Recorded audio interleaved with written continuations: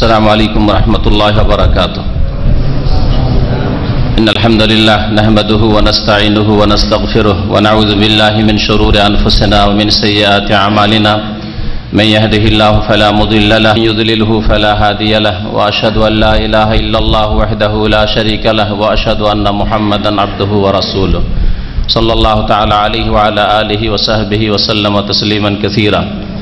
يا أيها الذين آمنوا اتقوا الله حق تقاته ولا تموتن إلا وأنتم مسلمون. يا أيها الناس اتقوا ربكم الذي خلقكم من نفس واحدة وخلق منها زوجها وبث منهما رجالا كثيرا ونساء واتقوا الله الذي تساءلون به والأرحام إن الله كان عليكم رقيبا.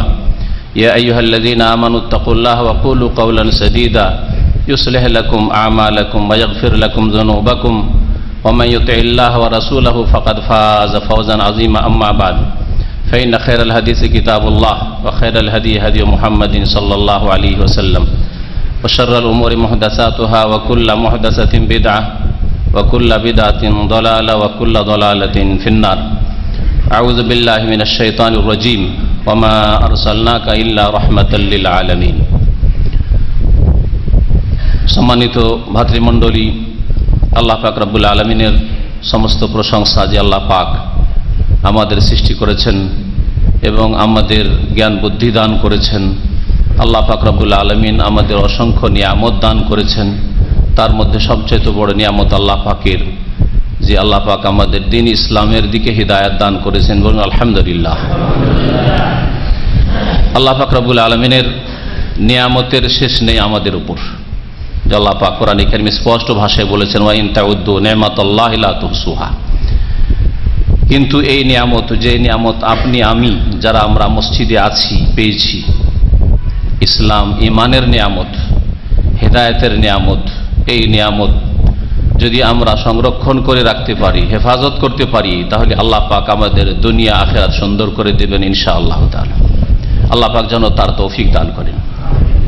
সালাত এবং সালাম নাযিল হোক নবী মুহাম্মদুর রাসূলুল্লাহ সাল্লাল্লাহু আলাইহি সাল্লামের উপর, যাকে আল্লাহ পাক রব্বুল আলামিন সারা বিশ্ব জাহানের জন্য রহমত করে প্রেরণ করেছেন। সমস্ত মানুষের জন্য, জিনদের জন্য, এমনকি পশু পাখির জন্য, সারা বিশ্বের সমস্ত মাখলুকাত সৃষ্টির জন্য আল্লাহ পাক মুহাম্মদুর রাসূলুল্লাহ সাল্লাল্লাহু আলাইহি সাল্লামকে রহমত করে, করুণা করে আল্লাহ পাকের দয়া স্বরূপ প্রেরণ করেছেন। আজকের বিষয়বস্তু হচ্ছে মুহাম্মদুর রাসূলুল্লাহ সাল্লাল্লাহু আলাইহি ওয়াসাল্লাম, তার অবমাননা এবং আমাদের করণীয়। রাসূলুল্লাহ সাল্লাল্লাহু আলাইহি ওয়াসাল্লামকে আল্লাহ পাক রব্বুল আলামিন কোরআনে কারীমে রহমত বলে আখ্যায়িত করেছেন। ওমা আরসালনাকা ইল্লা রাহমাতাল লিল আলামিন। সূরা আম্বিয়ায় আল্লাহ পাক ইরশাদ করেছেন, হে নবী মুহাম্মদ সাল্লাল্লাহু আলাইহি ওয়াসাল্লাম, তোমাকে আমি বিশ্বজাহানের সমস্ত সৃষ্টি, আলামিন, আলামিন মানে সমস্ত সৃষ্টি, আলাম মানে জগৎ হয়ে যায়। আর এক একটি সৃষ্টি, এক এক শ্রেণীর মখলুক সৃষ্টিকে আল্লাহ পাক এক এক আলাম বলেছেন, তাই আলামিন আল্লাহ বহু বচন বলেছেন। বিশ্বজাহানের সমস্ত মখলুকাত সৃষ্টি জগতের জন্য রহমত করে, করুণা করে, দয়া করে প্রেরণ করেছি। রাসূলুল্লাহ সাল্লাল্লাহু আলাইহি ওয়াসাল্লাম আমাদের সকলের জন্য রহমত। যেমন তিনি রহমত মুসলিমের জন্য, তেমনি তিনি রহমত কাফের মুশরিক বেদিনের জন্য। যেমন তিনি রহমত মানুষের জন্য, তেমনি জিনের জন্য। যেমন তিনি মানুষ, জিন এসবের জন্য রহমত, তেমনি তিনি রহমত সমস্ত মখলুকাত, পশু পাখি, গাছপালা, পৃথিবীতে যা কিছু আছে সমস্ত কিছুর জন্য আল্লাহ পাক রব্বুল আলামিন তাকে রহমত করে প্রেরণ করেছেন। তাহলে আপনার কাছে একজন মানুষ হিসাবে যদি আপনি চিন্তা করেন যে কোনো একটি বস্তু আছে যা আপনার জন্য রহমতের কারণ, দয়ার কারণ, রহমতের উপায়, তাহলে সেই বিষয়টি আপনার কাছে কত গুরুত্বপূর্ণ হওয়া উচিত, সেই বিষয়ের হেফাজত আপনি কত গুরুত্ব দিয়ে করবেন যদি আপনার বিবেক বুদ্ধি থাকে। এই বিবেক বুদ্ধি আল্লাহ পাক যাকে দিয়েছে সেই ব্যক্তি এই রহমতের কদর করে থাকে, তার হেফাজত করে থাকে এবং তা থেকে রহমত কেমন করে দিতে হবে, দয়া কেমন করে হাসিল করতে হবে আল্লাহ পাক রব্বুল আলামিনের তার ব্যবস্থা করে থাকে। অর্থাৎ ঈমান আমলের মাধ্যমে, ইবাদত বন্দেগীর মাধ্যমে, রাসূলুল্লাহ সাল্লাল্লাহু আলাইহি সাল্লামের ইত্তিবা অনুসরণের মাধ্যমে। আর যেই ব্যক্তি রহমতের মূল্য বুঝে না, সেই ব্যক্তি এত নির্বোধ, যেমন কোন নির্বোধ যদি দুনিয়াতে পাওয়া যায়, যার ভাতের থালায় ভাত আছে আর সে ক্ষুধায় আছে, আর ভাতে যদি সে ময়লা আবর্জনা, নিজের ভাতে নিজেই ময়লা আবর্জনা ফেলে দেয়, সেই ব্যক্তির মতো বোকা নির্বোধ আর কেউ নেই। তাহলে রাসূলুল্লাহ সাল্লাল্লাহু আলাইহি ওয়াসাল্লামের ইহতিরাম সম্মান না করে, রাসূলুল্লাহ সাল্লাল্লাহু আলাইহি ওয়াসাল্লামের কদর না করে, রাসূলুল্লাহ সাল্লাল্লাহু আলাইহি ওয়াসাল্লাম মান ইজ্জত না করি, রাসূলুল্লাহ সাল্লাল্লাহু আলাইহি ওয়াসাল্লাম যিনি রহমত, এই রহমতের সাথে মহাব্বত ভালোবাসা না করি, রাসূলুল্লাহ সাল্লাল্লাহু আলাইহি ওয়াসাল্লাম যিনি রহমত, আল্লাহ পাকের রহমতের ওসিলা মাধ্যম, তার মর্যাদা না দিয়ে যদি কেউ মানহানি করে, তাহলে সেই ব্যক্তি নিজের ভাত নিজেই ময়লা আবর্জনা ফেলে খারাপ করল, নিজের রুজি নিজেই নষ্ট করল। এইরকম বোকা লোক আজকে আছে মানুষের মধ্যে, যেই লোকেরা নবী করিম সাল্লাল্লাহু আলাইহি ওয়াসাল্লাম রাহমাতুল লিল আলামিন, খাতামুল মুরসালিন, সাইয়্যিদুন নবিয়্যিন, তার অবমাননা করেছে।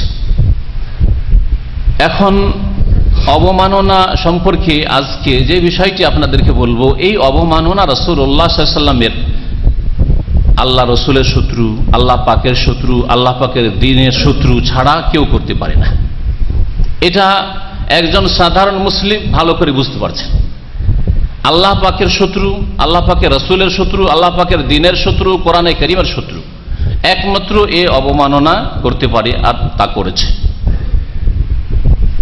এই যে শত্রুতা, এটা আল্লাহ পাক রব্বুল আলামিন কোরআনে কারীমে স্পষ্ট করেছেন, যে সম্পর্কে প্রত্যেক মুসলিমকে সজাগ থাকতে হবে।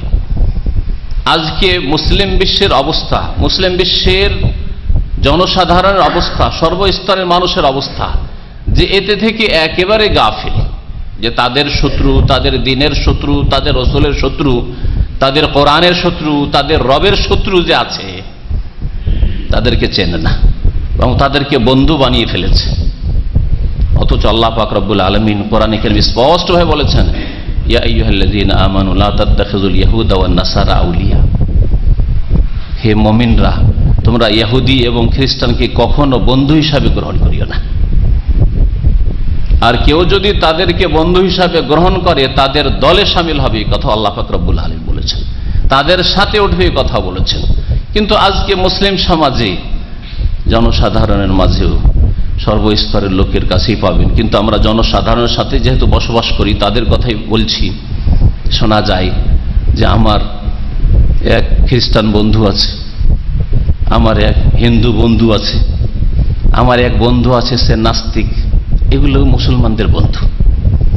এ হচ্ছে মুসলিমদের ধ্যান ধারণার অবস্থা, ইমানের অবস্থা, তাদের মগজে মস্তিষ্কে যা আছে তার একটা আভাস, যে কি অবস্থায় আজকে মুসলিমরা আছে। আল্লাহ পাক রব্বুল আলামিন সতর্ক করেছেন তার শত্রু, মানুষের শত্রু, মুমিনদের শত্রু। ইয়া আইয়ুহাল্লাযীনা আমানু লা তাত্তাখিযু আদুওয়ি ওয়া আদুওয়াকুম আউলিয়া। আল্লাহ পাক এটি সূরার প্রথম আয়াতে বলছেন, হে মুমিনরা, তোমরা আমার দুশমন এবং তোমাদের দুশমনকে তোমরা বন্ধু হিসাবে গ্রহণ করবে না। তাহলে এই ইহুদি এবং নাসারা এরা আল্লাহ পাকেরও দুশমন এবং আমাদের দুশমন, এটা আমাদের প্রথম জেনে নিতে হবে। তারা কখনো রাসূলুল্লাহ সাল্লাল্লাহু আলাইহি সাল্লামকে রহমত হিসাবে গ্রহণ করবে না, যতক্ষণ পর্যন্ত রাসূলুল্লাহ সাল্লাল্লাহু আলাইহি সাল্লাম যে রহমত, এই রহমতের কদর মর্যাদা অনুধাবন না করতে পারবে। এই রহমতের মর্যাদা তাদের কাছে ফুটে উঠবে কেমন করে, এই ক্ষেত্রে আমাদের করণীয় রয়েছে। আমি যে কথাগুলি বলতে চাইব, প্রথম হচ্ছে যে কি কারণে রাসূলুল্লাহ সাল্লাল্লাহু আলাইহি সাল্লামের অবমাননা হচ্ছে বা হয়েছে, এটা আমাদের জানার প্রয়োজন রয়েছে। আর এগুলির প্রতিকার কি, আগামীতে আমাদের করণীয় কি, যেটা হচ্ছে আসল বিষয়। আমাদের করণীয় কি, আমরা কি করব, কি করলে এই রকম আগামীতে হয়তো হবে না, অথবা এই রকম সাহস করলেও একটু তাদের অন্তরে ভয় সৃষ্টি হবে, যে কোনো রকমের ভয় হোক না কেন। প্রথম যে রোগগুলি আমাদের মধ্যে দেখা দিয়েছে, যারা রাসূলুল্লাহ সাল্লাল্লাহু আলাইহি সাল্লামের উম্মত বলে আমরা পরিচয় দিয়ে থাকি, আমাদের মধ্যে যে রোগগুলি দেখা গেছে, রোগের শেষ নেই। আজকে মুসলিম সমাজে রোগের শেষ নেই। ব্যক্তি জীবনে রোগে জর্জরিত, পারিবারিক জীবনে রোগে জর্জরিত, সামাজিক জীবনে রোগে জর্জরিত, আর বাকি ক্ষেত্রগুলি, বড় বড় ক্ষেত্রগুলি তো ছাড়েন। অর্থনীতিতে রোগে ভরা, রিজিক হালাল এইরকম মুসলিম পাওয়া বড়ই মুশকিল। টাকা পয়সা নিয়ে, ধার নিয়ে অথবা আমানত রেখে ফিরিয়ে পাওয়া যাবে এই আশা করা বড়ই মুশকিল। কারো সাথে সম্পর্ক খারাপ করতে হলে তাকে টাকা ধার দিয়ে দাও, দেখে নাও, তাহলে সম্পর্ক খারাপ হয়ে যাবে এমনিতে। জীবনের প্রত্যেকটি ক্ষেত্রে, ব্যক্তি জীবনের অবস্থা দেখেন যে আজকে মুসলিম কি অবস্থায় আছে। সবচেয়ে বড় রোগ মুসলিম সমাজে যা ঢুকেছে, কি রোগ হইতে পারে বলুন তো দেখি? শিরক।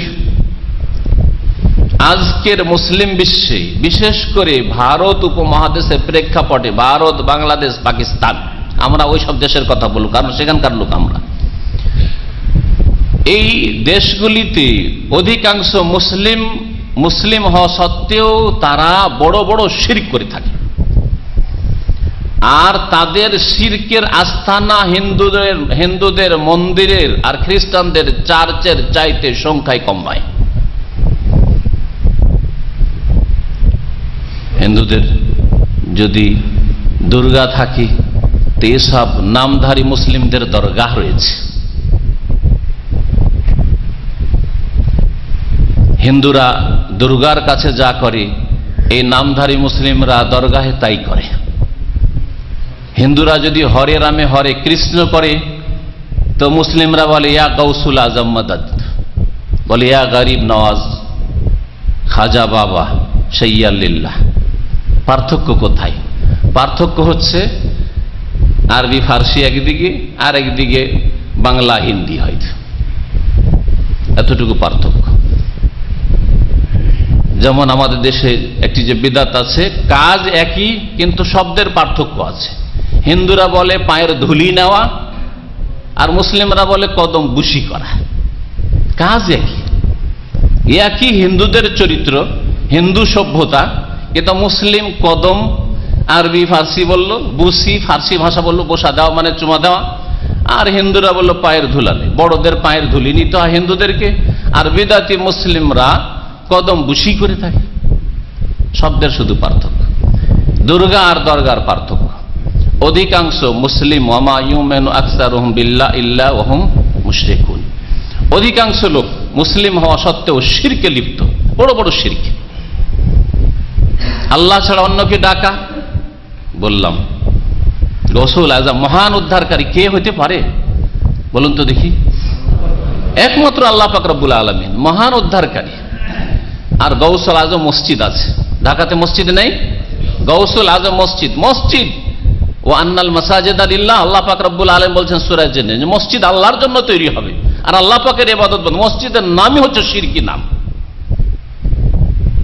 মসজিদের নাম হচ্ছে গৌসুল আজম, মহান উদ্ধারকারী মসজিদ। আর মহান উদ্ধারকারী কে? আব্দুল কাদের জিলানী, বড় পীর আব্দুল কাদের জিলানী। আল্লাহ পাক নয়, আল্লাহ পাক বড় উদ্ধারকারী তাদের নয়, বড় উদ্ধারকারী হচ্ছে বড় পীর আব্দুল কাদের জিলানী। মক্কার মুশরিকরা নারী পুরুষ উলঙ্গ হয়ে, ন্যাংটা হয়ে কাবা ঘরে তওয়াফ করত। আর ভারত উপমহাদেশে ন্যাংটা পীর আছে না? নেই? হ্যাঁ, নেই ন্যাংটা পীর? ন্যাংটা পীর আছে। ন্যাংটা সাধু আছে হিন্দুদের, আর মুসলমানদের ন্যাংটা পীর আছে। পার্থক্য কোথায়? তাই সবচেয়ে বড় রোগ, যেই রোগ মুসলিম উম্মায় ঢুকেছে, যেই উম্মতকে আল্লাহ পাক রব্বুল আলামিন খায়রা উম্মাহ, কুনতুম খায়রা উম্মাহ, তোমরা শ্রেষ্ঠ জাতি, শ্রেষ্ঠ জাতি, তারা নেতৃত্ব দেবে, তারা খলিফা হবে, তারা পৃথিবীতে ওপরে থাকবে, তাদের কথা চলবে, তাদের কথা শুনবে, তাদেরকে চোখ দেখাবার কেউ সাহস করবে না। আর তাদের নবী সৈয়দুল মুরসালিন খাতামুন নবীন তার সম্পর্কে অবমাননা কর তারা ফিল্ম প্রকাশ করবে, এই সাহস হতে পারে? কিন্তু যেহেতু আমাদের মধ্যে ঘুণ ধরে গেছে, ঘুণ দ্বারা বুঝেন তো না, ঘুণ ধরে গেছে আমাদের মধ্যে, ওয়াহান ঘুণ, নবী করিম সাল্লাল্লাহু আলাইহি ওয়াসাল্লাম হাদিসে রয়েছে ওয়াহান ঘুণ ধরে যাবে। অসার কাঠ আছে, তক্তা আছে, কিন্তু অসার হয়ে আছে, কোন শক্তি নেই তাতে। গোসাউনকা গোসাই সেল, বন্যায় যে ময়লা আবর্জনা ভেসে আসে আর ফেনা ভেসে আসে, ওই রকম অবস্থা। একটু ধাক্কা লাগলে, একটু পানির ঢেউ আসলে ফেনাগুলি ছিন্ন ভিন্ন হয়ে চলে যায়, ময়লা আবর্জনা এই দিক থেকে ওই দিকে ছিন্ন ভিন্ন হয়ে চলে যায়, ছড়িয়ে যায়, কোনো অস্তিত্ব থাকে না। আজকে মুসলিম জাতির অবস্থা এরকম হয়েছে। এর মুখ্য কারণ এই নয় যে আমাদের কাছে শক্তি নেই, আমাদের কাছে পয়সা নেই, এগুলো বস্তুবাদীদের কথা।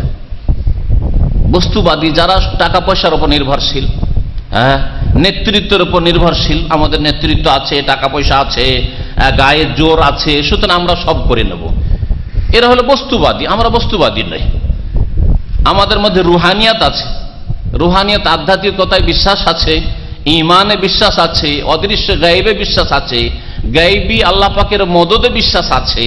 আমাদের কোরআনে কারীমে আল্লাহ পাক রব্বুল আলামিন বলেছেন যে গায়েবী মদদ রাসূলুল্লাহ সাল্লাল্লাহু আলাইহি ওয়াসাল্লামের জন্য, সাহাবায়ে কেরামদের জন্য বদর ওহুদে এসেছে, হুনাইনে এসেছে। এসব কথা আমাদের অনেকের জানা আছে, আর না জানা থাকলে কোরআনে কারীম মওজুদ আছে। তাই আমরা আল্লাহ পাক রব্বুল আলামিনের মদদ বিশ্বাসী। তারপরে আমরা নির্যাতিত কেন? আজকে বর্মায় নির্যাতিত, সিরিয়ায় নির্যাতিত, আজকে বিভিন্ন দেশে ফিলিস্তিনে নির্যাতিত, আর আমাদের রাসূল সাল্লাল্লাহু আলাইহি ওয়াসাল্লাম সম্পর্কে আল্লাহর দুশমনদের এই দুঃসাহসিকতা হয়েছে। এর মুখ্য কারণ হচ্ছে মুসলিম উম্মার অধিকাংশ শিরকে লিপ্ত হয়ে যাওয়া। ধর্মের নামে যারা গুমরাহ হয়েছে, ধর্ম করছে তারা, মুসলিম জাতিতে মুসলিম ধর্ম করছে, কিন্তু শিরকি ধর্ম। আর একটি বড় দল আছে, তাদের কথা বলা হয়নি, যারা মুসলিম হওয়া সত্ত্বেও তারা বিধর্মী, তারা ধর্মের ধার, তাদের ধর্ম হচ্ছে পেট, আল বাতন আল ফরজ, যৌন ক্ষুধা দূর করা আর পেটের ক্ষুধা দূর করা, এছাড়া আর কিছু বুঝে না।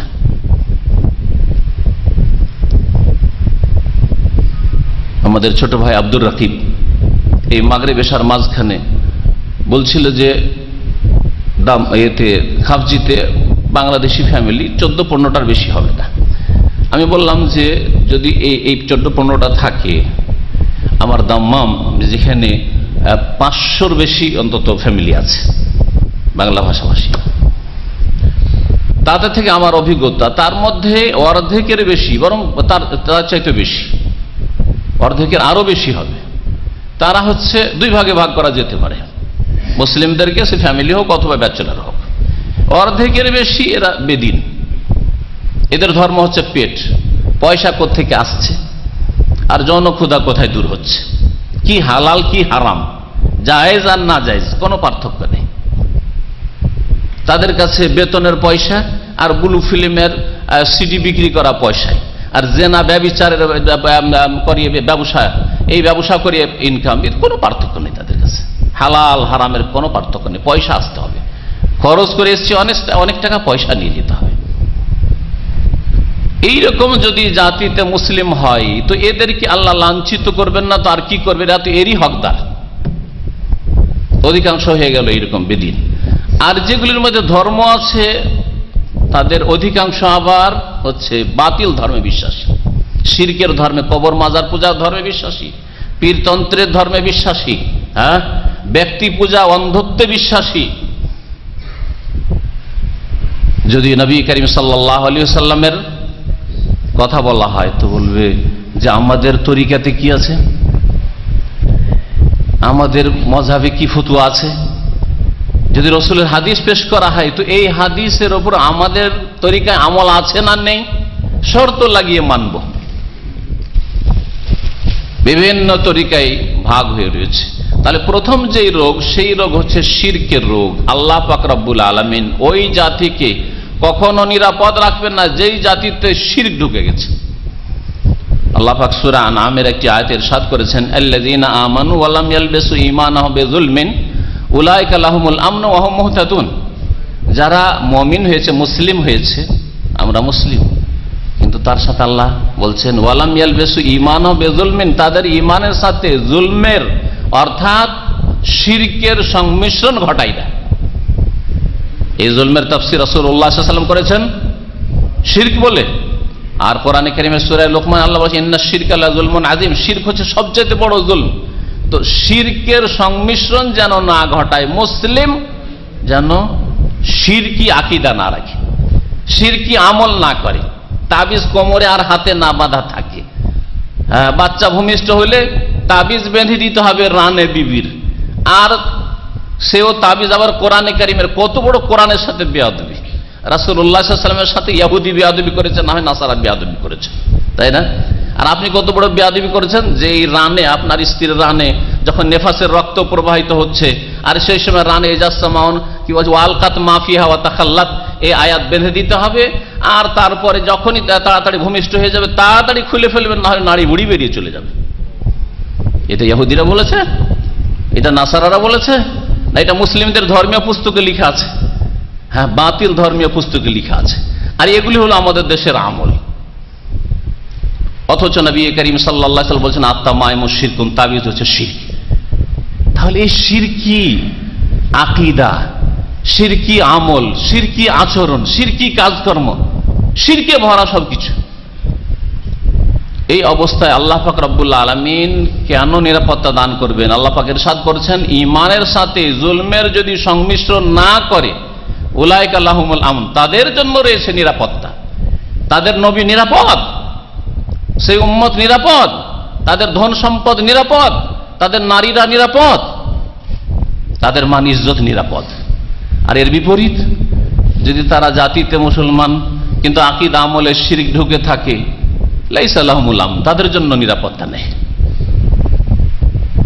তাদের না নবী নিরাপদ থাকবে, না তাদের কোরআন নিরাপদ থাকবে, না তাদের মান ইজ্জত নিরাপদ থাকবে, তাদের না দুনিয়া নিরাপদ থাকবে, না আখিরাত নিরাপদ, না কবরের জীবনে তারা নিরাপদ, না হাসরের মাঠে তারা নিরাপদ। আল্লাহ পাক রব্বুল এই কথা বলেননি যে আখিরাতের কথা শুধু, উলাইকা লাহুমুল আমনু ফিল আখিরাহ, আল্লাহ বলেছেন শুধু আখিরাতে না, দুনিয়া এবং আখিরাতে নিরাপত্তা পাবে না যদি ঈমানের সাথে শিরক করো।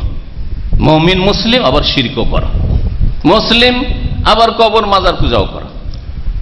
নবী করিম সাল্লাল্লাহু আলাইহি ওয়াসাল্লাম কি এই কথা বলেননি আলী রাদিয়াল্লাহু তাআলা আনহুকে, যে আলী তোমাকে কি একটি কাজে পাঠাবো, একটি কাজে পাঠাবো? পাঠান। বলছেন রাসূলুল্লাহ সাল্লাল্লাহু আলাইহি ওয়াসাল্লাম আল্লাহ তাদা কবরান মুশরিফান ইল্লা সাওয়াইতাহু, যদি কোনো উঁচা কবর দেখো, আধা হাতের বেশি উঁচা কবর আছে, তাহলে তা একবারে সমতল করে দেবে, উঁচা করে কবর রাখবে না। কারণ উঁচা কবর রাখলে এই কবর কোনদিন পূজা শুরু হবে। কোন ওলিউল্লাহর কবর আছে, বুজুর্গানের দিনের কবর আছে, সুতরাং এখানে মুরাকাবা করা যাবে, এখানে করে পাওয়া যাবে, এখানে অনেক কিছু পাওয়া যায়, এখানে গেলে কাশফ হয়, এখানে গেলে মনের আশা পূরণ হয়, এখানে গেলে ছেলে মেয়ে পাওয়া যায়, রোগ ভালো হয়, এই শুরু হয়ে যাবে। তাই হয়েছে। রাসূলুল্লাহ সাল্লাল্লাহু আলাইহি ওয়াসাল্লাম আলী রাদিয়াল্লাহু তাআলা আনহুকে পাঠিয়েছিলেন।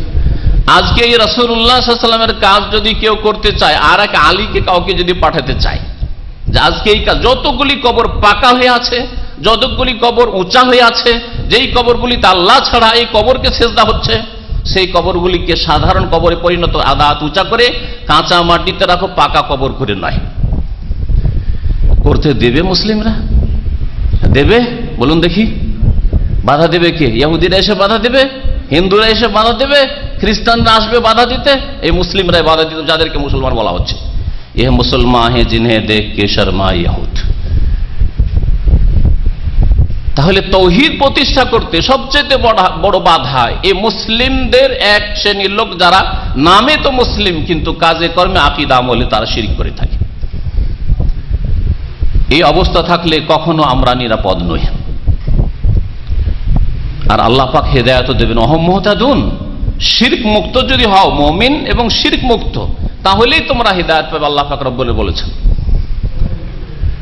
দ্বিতীয় কারণ হচ্ছে নবী করিম সাল্লাল্লাহু আলাইহি ওয়াসাল্লামের অবমাননার আর আমাদের জুলম অত্যাচার হওয়ার, আমরা হেয় প্রতিপন্ন, আল্লাহর শত্রুদের কাছে এর কারণ হচ্ছে অনৈক্য, দলাদলি, আমাদের মধ্যে ফাটল আর ভাঙন। আর সেই সম্পর্কে আমার একটু পূর্বের আলোচনাতে বুঝতে পেরেছেন যে মুসলিমরা প্রথম দুভাগে বিভক্ত। একদল বিধিহীন মুসলিম, নামে মাত্র মুসলিম, শুধু নামগুলি মুসলিম, নামে অনেক সময় চেনা মুশকিল, রূপ চেহারাতে তো চেনাই যাবে না। আর এক দল বেদিন নয়, তাদের দিন আছে কিন্তু আবার তারা বহু দিনে বিশ্বাসী, দিনে ইসলামে বিশ্বাসী নয়। আল্লাহ পাকের নাজিলকৃত দিন ইসলাম যা কোরআনে কারীমে রয়েছে, যা রাসূলুল্লাহ সাল্লাল্লাহু আলাইহি ওয়াসাল্লাম হাদিসে রয়েছে, ফাইন আমানু বিমিসলি মা আমানতুম বিহি, তোমরা যদি তাদের মতো ঈমান নিয়ে আসো যেমন তারা ঈমান নিয়ে এসেছিল, সাহাবায়ে কেরামরা যেমন ঈমান নিয়ে এসেছিল, সাহাবায়ে কেরামদের জামানায় যে ইসলাম ছিল সেই ইসলাম যদি তোমরা পালন করো, আল্লাহ পাক বলছেন ফাকাদ ইহতাদাও, তাহলে তো হিদায়াত পাবে, তাহলে তো সঠিক রাস্তা পাবে। যদি ওইদিকে ফিরিয়ে নিয়ে যেতে চাই তো যেতে চাইবেন না। বহু দলে বিভক্ত, বহু দলে বিভক্ত। নবী করিম সাল্লাল্লাহু আলাইহি ওয়াসাল্লামের যে ভবিষ্যৎবাণী 73 ফিরকা হবে তার বেশি হয়ে গেছে।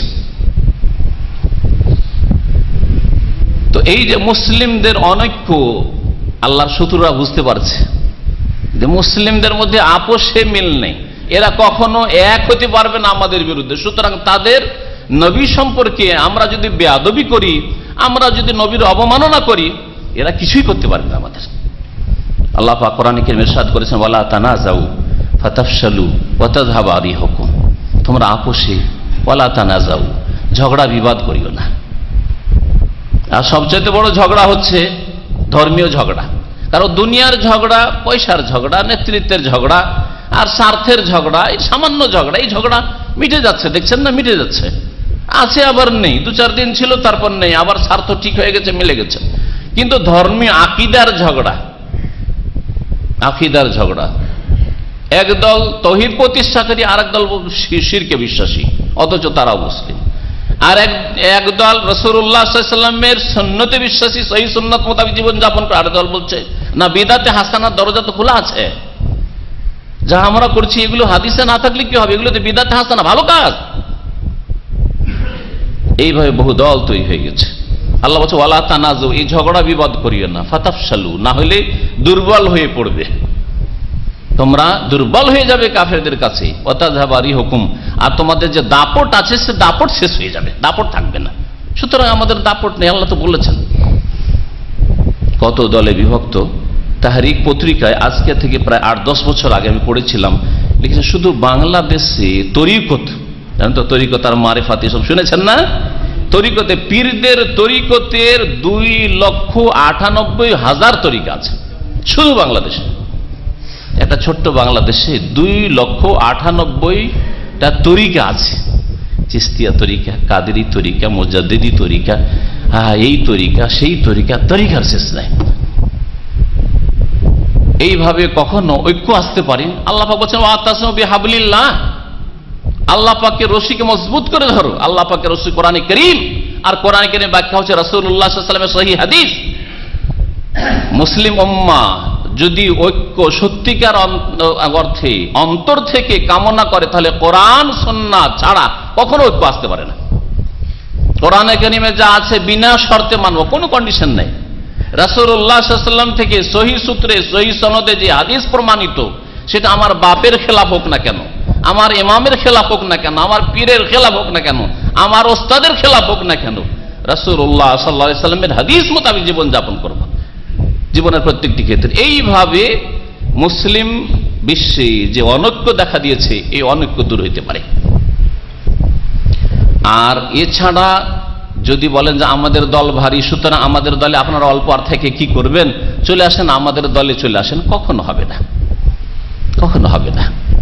আমি একটা উদাহরণ এই জন্য দিই, যদি বলেন যে ভাই আমাদের বাংলাদেশের অমুক পীর সাহেবের মুরিদানের সংখ্যা সবচেয়ে বেশি, সুতরাং আরবদেরকে যদি বলেন যে চলো তোমরা এই তরিকতের উপর আমল করো, হবে? যাবে কেউ? মানবে? মানবে না। যদি ইউরোপের লোকদেরকে, মুসলমানদেরকে বলেন, হ্যাঁ, অস্ট্রেলিয়ার মুসলমানদেরকে বলেন যে তোমরা একটা বাংলাদেশে বড় পীরের তরিকা আছে আর অনেক ভক্ত আছে, তার তরিকায় চলে আসো, আসবে কেউ? কেউ আসবে না। কিন্তু যদি বলেন আমাদের একটি কালিমা আছে, যে কালিমাকে কালিমা তাইয়্যিবা বলা হয়, সেই কালিমাতে যেমন আছে আশহাদু আল্লা ইলাহা ইল্লাল্লাহ, আমরা আল্লাহ ছাড়া কারো ইবাদত না, ও আশহাদু আন্না মুহাম্মাদান রাসূলুল্লাহ, আর মুহাম্মদ রাসূলুল্লাহ তরিকা ছাড়া কারো তরিকায় চলি না। সুতরাং মুহাম্মদ রাসূলুল্লাহ তরিকা আল্লাহর রাস্তায় চলে আসো, তাহলে আরবও আসবে, হ্যাঁ, আর অনারব ভারত উপমহাদেশের লোকেরাও আসবে, বাঙালি হলেও আসবে, কেরল হলেও আসবে, তামিল হলেও আসবে, আর জাপানি হলেও আসবে, আর ইউরোপিয়ান আমেরিকান হলেও আসবে, সাদা হলেও আসবে, আফ্রিকান কালো হলেও আসবে, সবাই আসবে। আসবে না আসবে না? তাহলে মুসলিম উম্মাই ঐক্য নিয়ে আসার একমাত্র উপায় হচ্ছে আমরা কোরআনে কারীম বিনা শর্তে মানব, আর রাসূলুল্লাহ সাল্লাল্লাহু আলাইহি ওয়াসাল্লামের হাদিস বিনা শর্তে মানব। আর কোরআন এবং হাদিস বোঝা সবচেয়ে সহজ, কারণ আল্লাহ পাক এবং তার রাসূল সাল্লাল্লাহু আলাইহি ওয়াসাল্লাম সবচেয়ে সুন্দর করে বুঝিয়েছেন। আর আমাদের দেশে বিদাতিরা এর উল্টো বলে, কোরআন বোঝা যাবে না, এটা বড় বড় আলেম হইতে হবে তাহলে বুঝবেন। হাদিস বুখারী, আরে বুখারী বলতে শিখেছেন আপনি, বুখারী যেমন তেমন কথা নাকি? বুখারী বুঝতে পারে মানুষ? অসম্ভব। আরে বুখারী বুঝবেন আর ফিকহ বুঝে কুদুরি বুঝে নেবেন আপনি, আর বুখারী বুঝেন আর হেদায়েত বুঝে নেবেন? কারণ আপনি কি মনে করছেন যে হেদায়েত বুখারীর চাইতে সহজে আছে নাকি?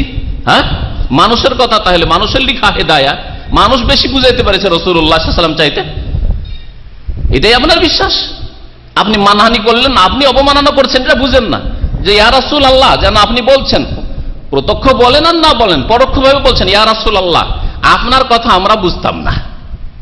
কার কথা বুঝি? ওই হেদায়ের লেখকের কথা আমরা বুঝি, আমরা ওই বেকায়ের লেখকের কথা বুঝি, আমরা ওই আপনার কুদুরির কথা বুঝি, আমরা ফিকহের কথা বুঝি, হাদিসের কথা বুঝি না। কত বড় বেয়াদবি করছেন! আজকে ইহুদি অবমাননা করেছে, সেই জন্য সোচ্চার হয়েছেন, আর ঘরে অবমাননা মজুদ আছে, কখনো সংশোধন করার চেষ্টা করছেন না। কেন ফিকহের কিতাবে নাই যে কাল আবু হানিফা এই বলেছেন, ইমাম আবু ইউসুফ এই বলেছেন, মুহাম্মদ এই বলেছেন? এখন তিনজনই তো হানাফি ইমাম, কার কথা নেবেন? মতবিরোধ নেই? কখনো হানাফি মাযহাবের ফতোয়া আবু ইউসুফের কথার উপর, কখনো মুহাম্মাদের কথার উপর, আর কখনো আবু হানিফার কথা। কোনটার উপরে ফতোয়া আছে রে বাবা? এখানে মুশকিল নয় বোঝা, জটিল।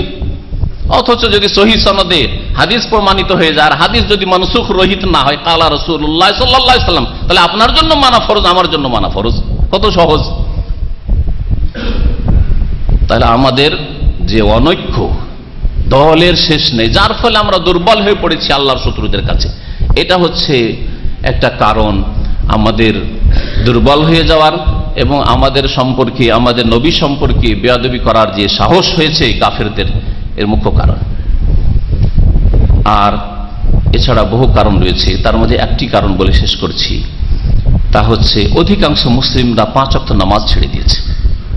মুসলিম জাতি ততদিন শক্তিশালী থাকবে যতদিন তারা 5 ওয়াক্ত নামাজ কায়েম করবে। শুনে রাখেন ভালো করে, আল্লাহ পাক রব্বুল সূরা হজের একটি আয়াত ইরশাদ করেছেন, আল্লাযীনা ইন মাক্কান্নাহুম ফিল আরদ, ওই সব লোকেরা যাদেরকে আমি পৃথিবীতে শক্তিশালী করেছি, যাদেরকে নেতৃত্ব দিয়েছি, যাদেরকে ক্ষমতা দিয়েছি। আল্লাহ পাক আমাদের ছোট ক্ষমতা হলো, আল্লাহ ক্ষমতা দিয়েছেন। আপনি আপনার পরিবারের রাজা, আপনার বাড়ির যে সদস্য আছে তাদের মধ্যে আপনি নেতৃত্ব দিচ্ছেন, আপনার সব কথা, দুনিয়ার কথা আপনার ভাইয়েরা শুনছে, আপনার ছেলে মেয়েরা শুনছে, আপনার স্ত্রী শুনছে, আপনার মা বাপ শুনছে, কখনো দিনের কথা তো শোনাবার তৌফিক হয় না। আল্লাযীনা ইন মাক্কান্নাহুম ফিল আরদ, পৃথিবীতে যদি শক্তিশালী করি তাদেরকে, প্রথম কাজ কি করবে? আল্লাহ বলছেন আকামুস সালাহ, নামাজ কায়েম করবে, ওয়া আতাউজ যাকাত, যাকাত দেবে, ওয়া আমারু বিল মারুফ, আর ভালো কাজের উপদেশ দেবে। ভালো কাজ কেমন করে বাড়বে, মানুষ ভালো কাজে কি করে উদ্বুদ্ধ হবে এই চেষ্টা করবে, এর জন্য মেহনত পরিশ্রম করে, তাহলে দাওয়াতের, ইসলামের দাওয়াতের কাজ, ইসলাম প্রচারের কাজ করবে। ওয়া নাহাউ আনিল মুনকার, অন্যায় কাজে বাধা দেবে। আল্লাহ বলেছেন, আল্লাহ পাকের খাস রহমত এই সৌদি আরবের ওপর, আর সৌদি আরবের কর্মকর্তাদেরকে আল্লাহ পাক যেন জাযায়ে খায়ের দান করেন, যে এই দেশে এই আমরে বিল মারুফ আর নাহি আনিল মুনকার, ভালো কাজের উপদেশ দেওয়া আর অন্যায় কাজে বাধা দেওয়ার নামে একটি সংস্থা সরকারের পক্ষ থেকে আছে, হাইয়াতুল আমরে বিল মারুফ আর নাহিল মুনকার। আর বাকি আরো যে 56-57টি দেশ আছে, কোন দেশে আছে কি? সবগুলি তো মুসলিম দেশ, কিন্তু অন্যায় কাজে বাধা দিতে হবে আর ভালো কাজের জন্য উপদেশ দিতে হবে, এবং অনেক ক্ষেত্রে বাধ্য করতে হবে ভালো কাজের জন্য। কেন ভালো কাজ করবেন? কেন অন্যায় কাজ হবে? কেন মদ খাওয়া হবে? কেন এখানে বেশ্যাবৃত্তি চলবে? হ্যাঁ, কেন এখানে বুলি ফিল্ম চলবে? কেন নামাজ পড়তে যাবে না? মুসলিম আবার নামাজ পড়বে না কেন? আবার রাস্তায় বসে কেন খাবে? হাইয়াতুল আমর বিল মারুফ ওয়ান নাহিল মুনকারের কাজ। আল্লাহ পাক এদের জাযায়ে খায়ের দান করেন। যারা এই সংস্থাকে কায়েম রেখেছে, আল্লাহ পাক তাদের যেন কায়েম রাখার তৌফিক দান করেন। বাকি মুসলিম দেশগুলো, তারাও তো মুসলিম। আল্লাহ বলছেন তোমাদের শক্তিশালী করি, শক্তিকে স্থায়িত্ব রাখবো যদি নামাজ কায়েম করো, যাকাত দাও, ভালো কাজের উপদেশ দাও, আর অন্যায় কাজে বাধা দাও। অন্যায় কাজ চোখের সামনে হচ্ছে, আপনার বলার ক্ষমতা নেই। রাস্তায় মদ খাচ্ছে, বলার ক্ষমতা আছে? মানে বলার ক্ষমতা নেই। সরকারের লোক বলবে? বাংলাদেশে বলবে? পাকিস্তানে, মুসলিম দেশ বলবে না? বলবে না।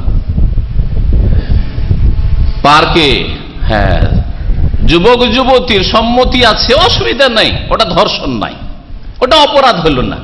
হ্যাঁ, যদি জবরদস্তি করে, জেনাকে 2 ভাগে ভাগ করেছে না। যদি জবরদস্তি করে তাহলে অন্যায় কাজ করলো। কেন জবরদস্তি করবেন? ওই তো যুবতী রাজি নেই তো, তাহলে অপরাধ করলেন। আর যদি সম্মতি থাকে, অসুবিধা নেই, নিয়ে গেল কারো মেয়েকে উঠিয়ে, কোনো অপরাধ করলো না। আল্লাহ পাকের আযাব আসবে না ওই জাতির ওপর? যেই জাতি অন্যায় কাজে বাধা দেবে না, যেই জাতিকে আল্লাহ শক্তিশালী করলে তারা তাদের দায়িত্ব পালন করবে না, আল্লাহ পাক শ্রেষ্ঠত্ব তখনই দিবেন এই উম্মতকে। আল্লাহ বলছেন যে তা'মুরুনা বিল মারুফ ওয়া তানহাউনা আনিল মুনকার, অন্যায় কাজে বাধা দেবে এবং ভালো কাজের উপদেশ দেবে। আজকে আরেক দল মুসলিমদের আছে, তাদের কথা শুনলে আরো আশ্চর্য হয়ে যাবে। সৌদি আরবে এই হাইয়ার লোকেরা, আল্লাহ পাক তাদের জাযায়ে খায়ের দান করে, যদি সলা বলে তো মুসলিমরাই ঠাট্টা করে, তাদের মুসলিমরা ঠাট্টা করে। হিন্দু খ্রিস্টান ঠাট্টা করে না, মুসলিমরা দেখো দেখো মোতাবারা সলা করছে, আর এর মতো আসছে ডুক ডুক করে ঠাট্টা করে, ঘৃণা করে এদেরকে, যে এই দল কখন যাবে। আমাদের দেশে যেমন না, এই দেশে যেন না থাকে, যাতে ফ্রি হয়ে আমরা পাপ করতে পারি। তাহলে তো এই মুসলিমরাই কল্যাণ চায় না, মুসলিমরাই ভালো চায় না, তাহলে ওই জাতিকে আল্লাহ কি করে সম্মানিত করবে? ওই জাতির মান ইজ্জত কি করে আল্লাহ পাক রব্বুল আলামিন রক্ষা করবেন? এইরকম বহু রোগ মুসলিম উম্মায় ঢুকে গেছে।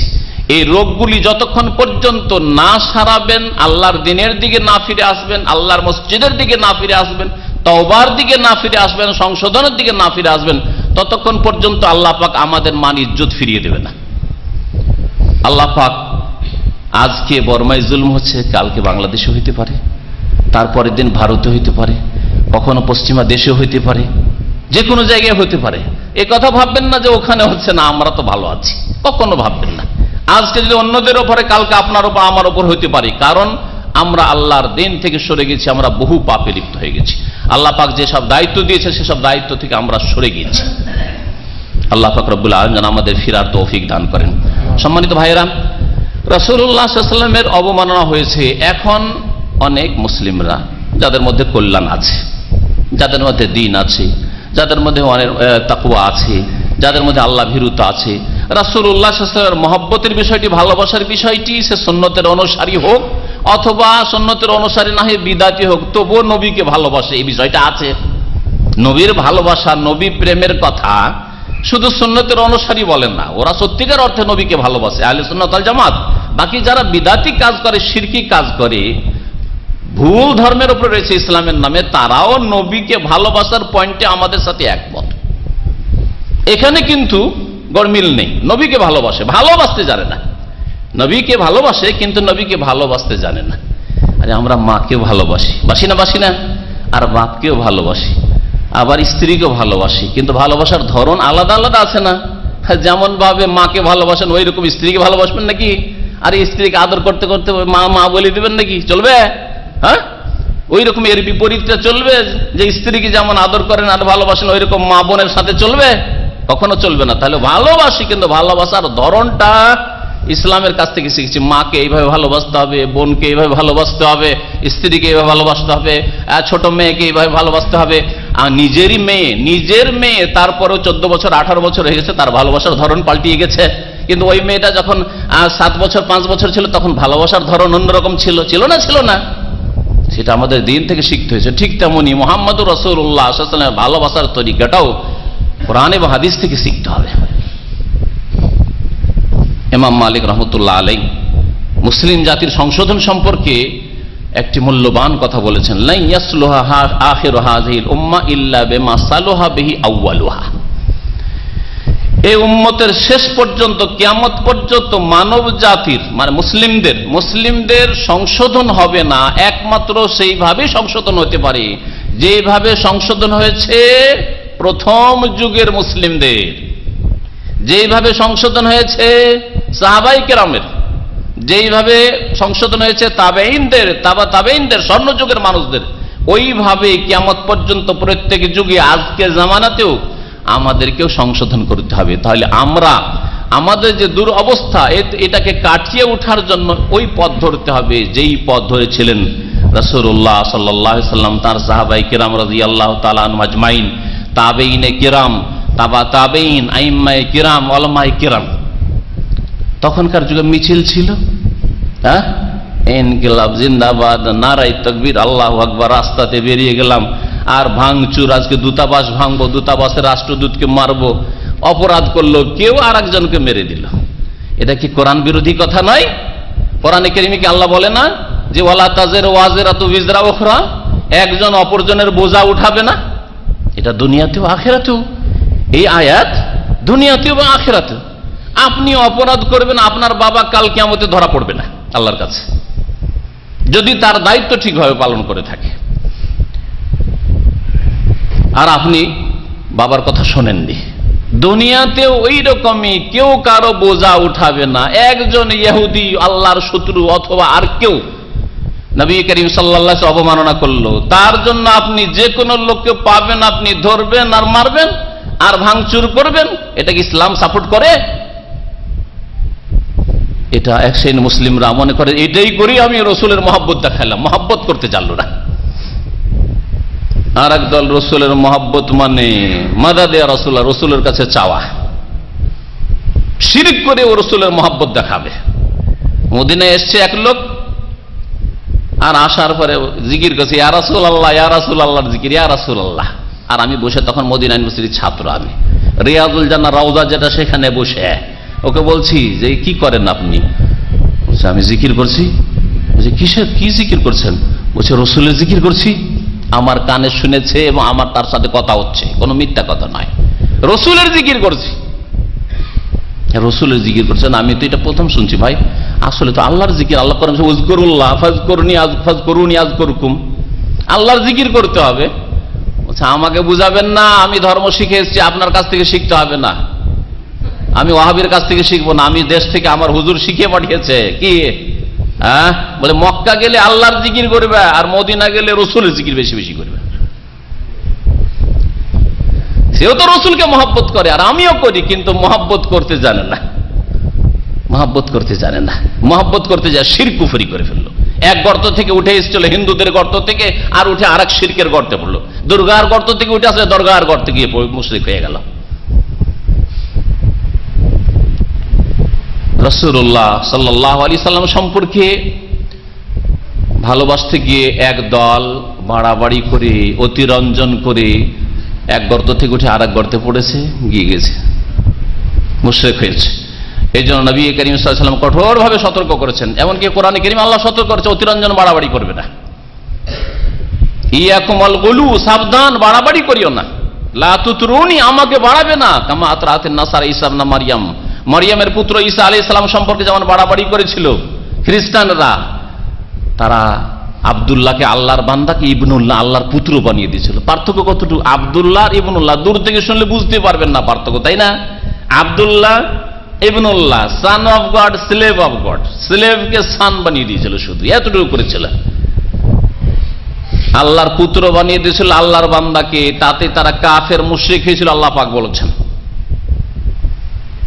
ইন্নামা আনা আব্দুন, আমি তো বান্দা, আমি গোলাম আল্লাহ পাকের। ফাকুলু, তোমরা বলবে আব্দুল্লাহ ওয়া রাসূল, মুহাম্মদ সাল্লাল্লাহু আলাইহি ওয়াসাল্লাম আল্লাহ পাকের বান্দা এবং রাসূল। এক শ্রেণীর মুসলিমরা নবীকে আব্দুল্লাহ বলে সন্তুষ্ট হইল না, নবীর মহব্বত করি সুতরাং নবীকে নূরুল্লাহ বলবো, খোদার নূরে রাসূল পয়দা, ইয়াকিন করে জানো। নাই? হ্যাঁ নেই কি? আপনাদের অনেকের মগজে ঢুকে আছে যে আমরা মাটির পয়দা হইতে পারি, আর আদম ইব্রাহিম খলিলুল্লাহ মাটির পয়দা হইতে পারে, আমাদের নবী নূরের পয়দা। এই মগজে নেই ঢুকে, অথবা ছিল না, আল্লাহ পাক সংশোধন করা অনেক ভাইকে তৌফিক দিয়েছেন। তাহলে খ্রিস্টানেরা আব্দুল্লাহকে ইবনুল্লাহ করলো, সেই জন্য কাফের মুশরিক হইল। আর আপনারা আব্দুল্লাহকে নবী আব্দুল্লাহ, ওয়ান্নাহু লাম্মা কাম আব্দুল্লাহ সুবহানাল্লাযী আসরা বিআবদিহি, আল্লাহ পাক 4 জায়গায় কোরআনে কারীমে আল্লাহ পাক নবীকে বান্দা বলেছেন। আর সেই বান্দাকে আপনারা নুরুল্লাহ বানিয়ে দিলেন। ওরা ইবনুল্লাহ করলো, আপনারা নুরুল্লাহ করলেন না। আপনারা খ্রিস্টানদের অনুকরণ করলেন না, ওদের মতো শিরকি কাজ করলেন না। আল্লাহ পাকের একটা অংশ, ওরা আল্লাহর পুত্র করে অংশ বানিয়েছিল আল্লাহ পাকের, আর আল্লাহর নূর, আল্লাহর একটা অংশ করে আপনারা শিরকি আকীদা রাখলেন না নবী সম্পর্কে। ভালোবাসতে গেলেন কিন্তু ভালোবাসার তরিকা জানলেন না, ভালোবাসার তরিকা জানলেন না। যেমন জুতা খেতে হয়, যদি মা বোনকে কেউ স্ত্রীর মতো মা বোনকে কেউ যদি আদর করার ভালোবাসা শুরু করে, তাহলে মা বোনের কাছে জুতা খেতে হয়। ওই রকমই রাসূলুল্লাহ সাল্লাল্লাহু আলাইহি ওয়াসাল্লামের কাছে, ফেরেশতাদের কাছে কিয়ামতের মাঠে জুতা খেয়ে জাহান্নামে যেতে হবে। জানেন না এই হাদিস সহিহ বুখারীতে নেই? কিছু লোকের আসবে, নামাজ পড়েছে, উযু করেছে, উযুর অঙ্গগুলি 5টি অঙ্গ চমকিচ্ছে, হাউজে কাউসারে পানি পান করার জন্য আসবে, তখন ফেরেশতারা তাদেরকে বাধা দেবে। রাসূলুল্লাহ সাল্লাল্লাহু আলাইহি ওয়াসাল্লাম তাদের উযুর অঙ্গগুলি দেখে, তিনি তো গায়েব সব কথাই জানেন না, যতটুকু আল্লাহ জানিয়েছেন ততটুকু জানেন। সুতরাং রাসূলুল্লাহ বলে, ওসাই হাবি, এরা আমার সাথী সঙ্গী গো, এরা আমার সাথী সঙ্গী, আসতে দাও, এদেরকে আসতে দাও। তখন ফেরেশতারা বলবেন, ইন্নাকা লা তাদরি মা আহদাসু বাদাক, হে নবী আপনি জানেন না যে আপনার দুনিয়া থেকে চলে আসার পরে, দুনিয়া থেকে ইন্তেকালের পরে এরা নতুন নতুন কি কাজ করেছে? আপনাকে আল্লাহ কোরআনে বলেছেন আব্দুল্লাহ, এরা বলেছে নুরুল্লাহ, নবী নূরের পয়দা। তখন রাসূলুল্লাহ সাল্লাল্লাহু আলাইহি ওয়াসাল্লাম কি বলবেন? না আসতে দাও, তারপর আসতে দাও, আমাকে তো ভালোবেসেছে, তো অসুবিধা নেই, ভালো তো বেসেছে, নবীর মহব্বত তো করেছে, আসতে দাও বলবেন না কি বলবেন? বলবেন সোহকান, দূরে ভাগিয়ে দাও, তাড়িয়ে দাও এদেরকে। লেমান বাদ্দালা দিনী, যারা আমার দিনকে বদলে দিয়েছে, বিকৃত করেছে। আমাকে আল্লাহ আব্দুল্লাহ ওয়া রাসূলু বলেছে, এরা বলছে নুরুল্লাহ, নবী নূর, আল্লাহর নূরের পয়দা। তারপরে নবীকে নূর বলে আপনারা তো মানহানি করলেন, ওই ইহুদি মানহানি করলো ফিল্ম করে, আর যারা নবীকে নূর বললো তারা মানহানি করলো না। আদম আলাইহিস সালামকে আল্লাহ পাক যখন সিজদা করলেন, আদম আলাইহিস সালামকে আল্লাহ পাক যখন সৃষ্টি করলেন, সৃষ্টি করার পরে ফেরেশতাদেরকে বললেন যে তোমরা সিজদা করো, তাই না? ফেরেশতারা সিজদা করলেন, ইবলিস সিজদা করলো না, ঠিক কি না? কে সিজদা করলো? কারা সিজদা করলো? ফেরেশতারা সিজদা করলো। কাকে সিজদা করলো? আদম আলাইহিস সালামকে। আদম কিসের তৈরি? মাটির তৈরি। ফেরেশতারা কিসের তৈরি? নূরের তৈরি। তাহলে নূর কে সিজদা করলো না নূর সিজদা করলো মাটিকে? নূরে সিজদা করলো মাটিকে। যাকে সিজদা করা হয় সে বড় হয় না, যে সিজদা করে সে বড়? যাকে সিজদা করা হয় সে বড়। তাহলে মাটি বেশি মর্যাদা রাখে না নূর বেশি মর্যাদা রাখে? তাহলে নবীকে যদি মাটির সৃষ্টি বলতেন, আদম সন্তান বলে মাটির সৃষ্টি, তাহলে ওপরে উঠিয়ে তার মানিজ্জত আপনি পেশ করতেন। তাকে নিচে নামিয়ে দিয়ে, ফেরেশতার সারিতে নামিয়ে দিয়ে তার মানহানি করেন নে? তাহলে নবী নূরের পয়দা বলে মানহানি করেছেন। আর এই মানহানির আকীদা আপনার মগজে মওজুদ আছে। 60 বছর দুনিয়াতে বাঁচলেন, 70 বছর এই মানহানির আকীদা নিয়ে মরলেন। একজন ইহুদি একদিন মানহানি করেছে, আর আপনারা সারা জীবন ধরে নবী নূরের পয়দা এই আকীদা, এই মানহানির আকীদা নিয়ে মরলেন। আপনারা পাপ করলেন না? আপনারা সব ফেরেশতা না? চিন্তা করতে পেরেছেন? এইভাবে কত যে মানহানি নবী করিম সাল্লাল্লাহু আলাইহি সাল্লামের মুসলিম সমাজের বিদআতপন্থীরা যারা নবীর তরিকা নেয় তারা করেছে, আপনি আশ্চর্য হবেন। বলুন তো দেখি, আপনাদের মধ্যে কেউ যদি জানে কোনো ভাই সম্পর্কে যে ওই ভাই অমুক জায়গায় গেলে ষড়যন্ত্র আছে, ওখানে ওকে মারবে, আর তারপরেও যদি আপনি না বলেন, ওকে সাবধান না করেন, তাহলে আপনি খুনি না? প্রশ্ন বুঝতে পেরেছেন না পারেননি? একজন লোক তাকে ষড়যন্ত্রকে মারবে, এইরকম একটা ষড়যন্ত্র হয়েছে, জানতে পেরেছেন আপনি, কিন্তু ওই ব্যক্তি যার সম্পর্কে ষড়যন্ত্র হয়েছে সে জানে না, আপনি জানছেন, তাহলে ওকে সতর্ক করা আপনার উপর ফরজ কিনা? যে ভাই তুমি অমুক জায়গায় আজকে রাত্রে যেও না, আজকে জালিয়াতে অফিসে থেকে যাও, ইসলামিক সেন্টার এখানেই থেকে যাও, বা আমার রুমে থেকে যাও, খবরদার তুমি যেও না, রাস্তায় কিন্তু ষড়যন্ত্র আছে, তোমাকে মারবে। আরে সৌদি আরবে নাই হোক, কিন্তু বাংলাদেশে এগুলো হয় না? হয় না? হয়। তাহলে আপনার উপর ফরজ কিনা সতর্ক সাবধান করে দেওয়া? চিন্তা করুন তো।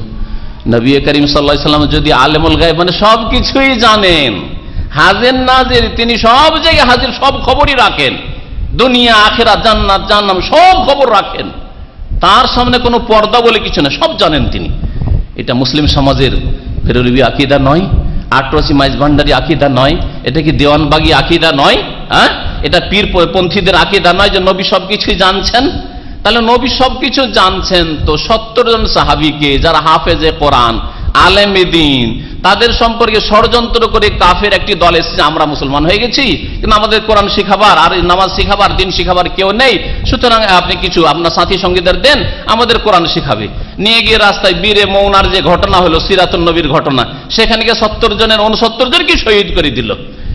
যদি রাসূলুল্লাহ সাল্লাল্লাহু আলাইহি ওয়াসাল্লাম আলেমুল গায়ব আর হাজির নাজির সব ঘটনা তো দেখতে পাচ্ছেন, তার সামনে নকশা তো আছেই, তিনি তো দেখতে পাচ্ছেন যে ওই তো ওইখানে তারা ঘেরাও করে আছে, আর এরা গেলেই তো ধরবে, আর তারা কত মিটিং করেছে, তার আগে মিটিং করেছে, সবকিছু রাসূল শুনেছেন, কারণ আলেমুল গায়ব তিনি সবকিছু শুনেছেন। তারপরে জানা সত্ত্বেও এদেরকে পাঠিয়ে দিলেন খুন হওয়ার জন্য।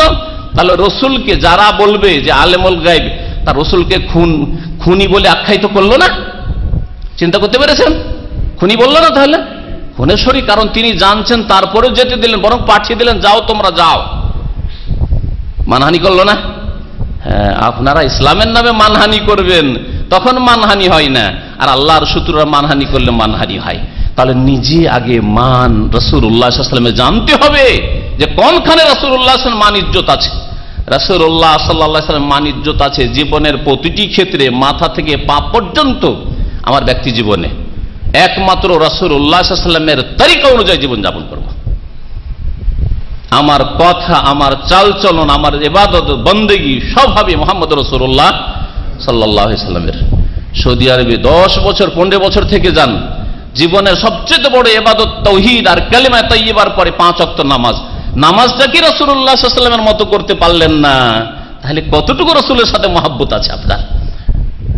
রাসূলুল্লাহ সাল্লাল্লাহু আলাইহি ওয়াসাল্লামের মহব্বতের প্রমাণ হচ্ছে যে আপনি নবী করিম সাল্লাল্লাহু আলাইহি ওয়াসাল্লামের ইত্তিবা করবেন, অনুসরণ করবেন, নবীর তরিকায় চলবেন। আপনি নামাজটাকে ঠিক করার তৌফিক হলো না, যদি আপনাকে বলা হয় যে ভাই সহি শুদ্ধ নামাজটা পড়েন, আপনি নামাই তো পড়িয়েন না, ইন্নী ওয়াজহাত ওয়াজহিয়া, এই যায় নামাজের দোয়া বলে কিছু নাই তাকবীরে তাহরিমার আগে, বরং পড়তে হলে তাকবীরে তাহরিমার পরে পড়তে হবে, এইসব বলিয়েন না। ইফতাদাত বিহাযালাম, এসব ফালতু কথা, এসব ইসলামের নেই, এসব কথা যদি বলা হয় তো আপনার মেজাজ গরম, মনে হচ্ছে খেয়ে নেবেন। তখন এটা কি রাসূলুল্লাহ সাল্লাল্লাহু আলাইহি ওয়াসাল্লাম নামাজ?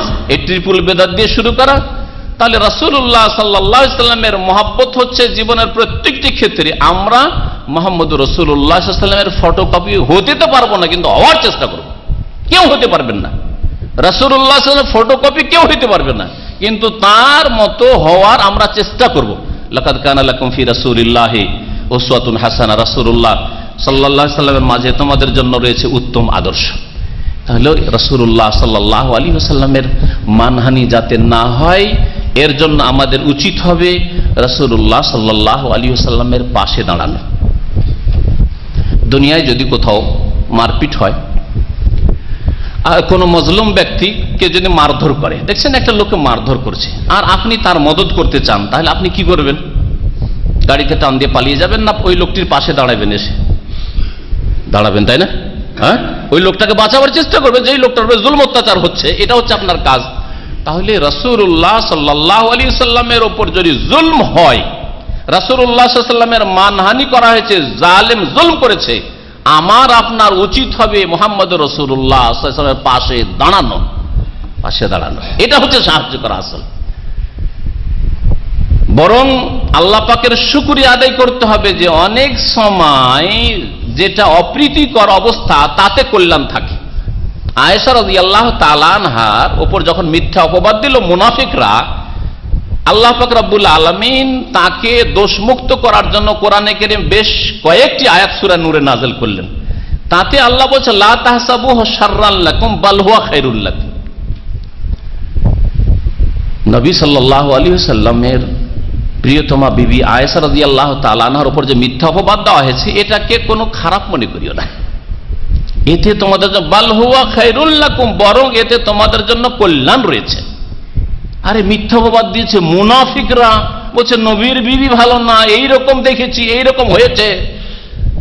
আর তারপরে আল্লাহ বলছেন এটা তোমাদের জন্য খারাপ নয়, অমঙ্গল নয়, বরং বাল হুয়া খায়রুল লাকুম, মঙ্গল তোমাদের জন্য, কল্যাণ এতে রয়েছে, এতে তোমার জন্য ভালাই রয়েছে। তাহলে রাসূলুল্লাহ সাল্লাল্লাহু আলাইহি ওয়াসাল্লামের যদি মানহানি আল্লাহর কোনো দুশমন করে, এতেও কল্যাণ আছে।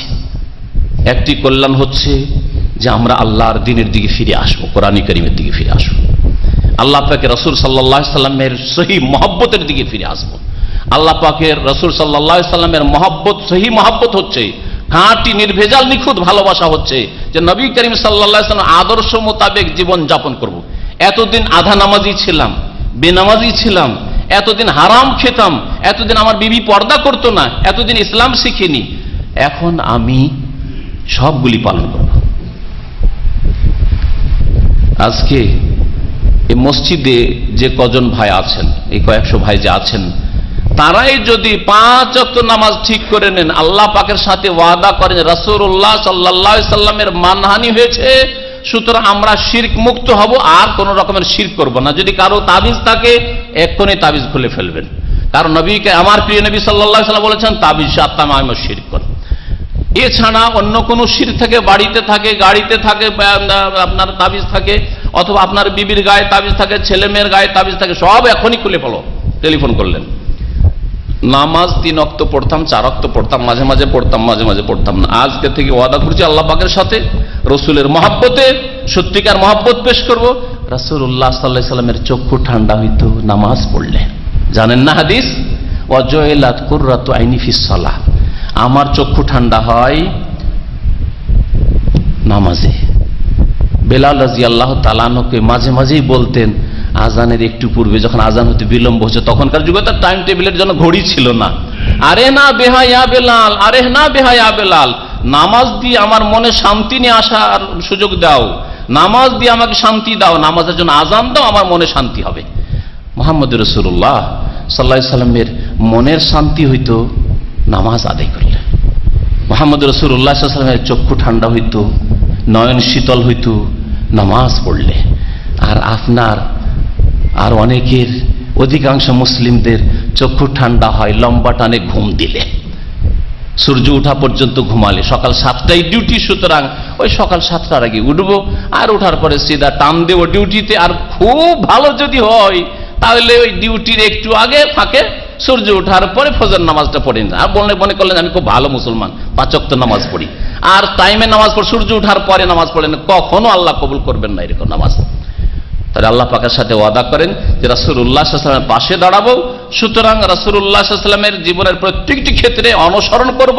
আর তার প্রথম ক্ষেত্র হচ্ছে যে আমার 4, 3, 2 মাঝে মধ্যে নামাজ, আর মাঝে মধ্যে পড়তাম না, সবসময় নামাজ পড়বো, সবসময় নামাজ পড়বো, 5 ওয়াক্ত নামাজ পড়বো, টাইমে নামাজ পড়বো, ফজরের নামাজ আজকে থেকে ছাড়বো না।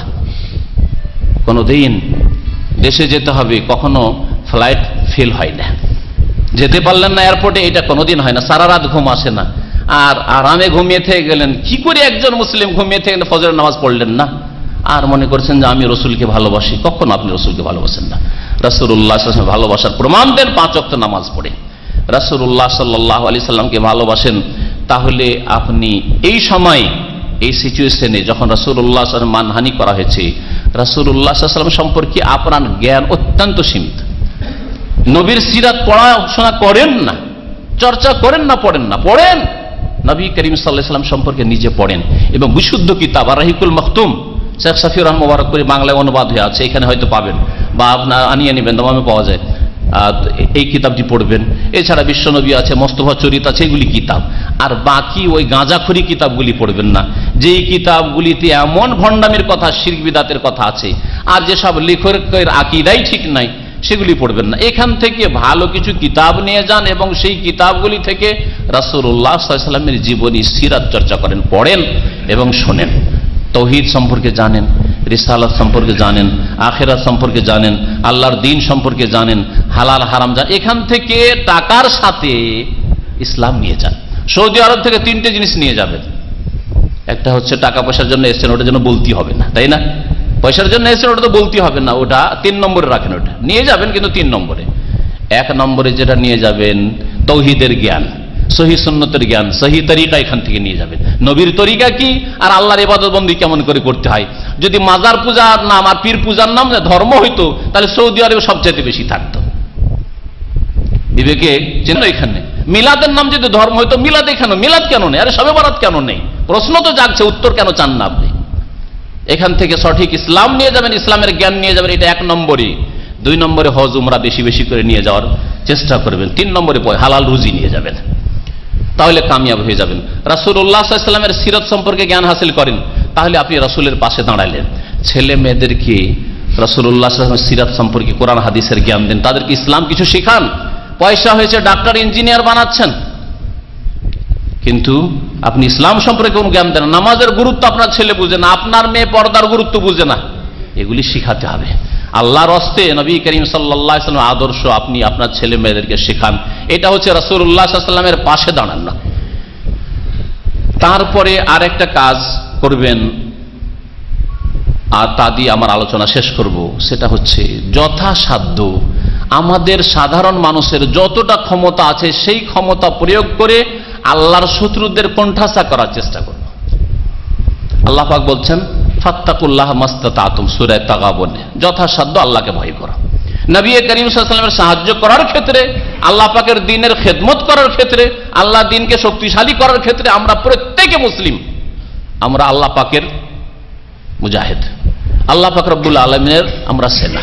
সুতরাং আল্লাহ পাকের নবীর সাহায্য করার ক্ষেত্রে, আল্লাহ পাকের দ্বীনের সাহায্য করার, কোরআনের কথা সারা বিশ্বে পৌঁছে দেওয়ার ক্ষেত্রে আমরা প্রত্যেকে নিজের নিজের ডিউটি পালন করব। আর কাফেরদের শক্তি দুর্বল করার জন্য যতটা আমাদের মধ্যে ক্ষমতা আছে, ব্রেন বুদ্ধি আছে, কৌশল আছে, তা আমরা অবলম্বন করব, অস্ত্র প্রয়োগ করে না, কারণ আমাদের হাতে অস্ত্র নেই। এটা হচ্ছে প্রশাসনের কাজ, জনসাধারণের কাজ। অস্ত্র ধরা নাই, কাউকে মেরে দিলেন, ভাঙচুর করে দিলেন, দূতাবাসে ঢুকে পড়লেন না, ভেঙে দিলেন, এগুলো কাজ আমাদের না। এগুলো অনইসলামিক কাজ, এগুলো গুনার কাজ, পাপের কাজ, এগুলো খারেজিদের কাজ। সম্মানিত ভাইরা শুনে রাখুন, যা করবেন সেটা হচ্ছে যে আপনি বহু টাকার মাল সামান 1 বছরে কিনছেন, এই মাল সামানগুলি কিনবেন মুসলিম প্রোডাক্ট, মুসলিম দেশ থেকে, কাফেরদের কাছ থেকে কিনবো না, আল্লাহর শত্রুদের কাছ থেকে কিনবো না। অনেক টাকা ফায়দা হলো আপনার থেকে মুসলিম ভাইয়ের। 1 রিয়াল যদি লাভ করে, মুসলিমরা লাভ করল। পাকিস্তানের তৈরি, বাংলাদেশের তৈরি, ইন্দোনেশিয়ার তৈরি, মালয়েশিয়ার তৈরি, সৌদি আরবের তৈরি, কুয়েতের তৈরি, তুরস্কের তৈরি, ঠিক আছে, সিরিয়ার তৈরি, মুসলিম যদি হয় ঠিক আছে। আর ইসরায়েলের তৈরি নেবেন, হ্যাঁ, কাফের দেশের তৈরি নেবেন না। দেখছেন আমি বিকল্প পাচ্ছি, মুসলিম দেশের, অমুসলিম দেশের নেব না। আজকাল অধিকাংশ মুসলিমরা কেনাকাটার ক্ষেত্রে পরোয়াই করে না, বরং কাফের দেশের, মেডিয়ান এটা জাপান আছে, এটা নিতে হবে। মেডিয়ান থাইল্যান্ড, পাশাপাশি মালয়েশিয়া আছে, মালয়েশিয়া নেবে না, থাইল্যান্ডটা নেবে।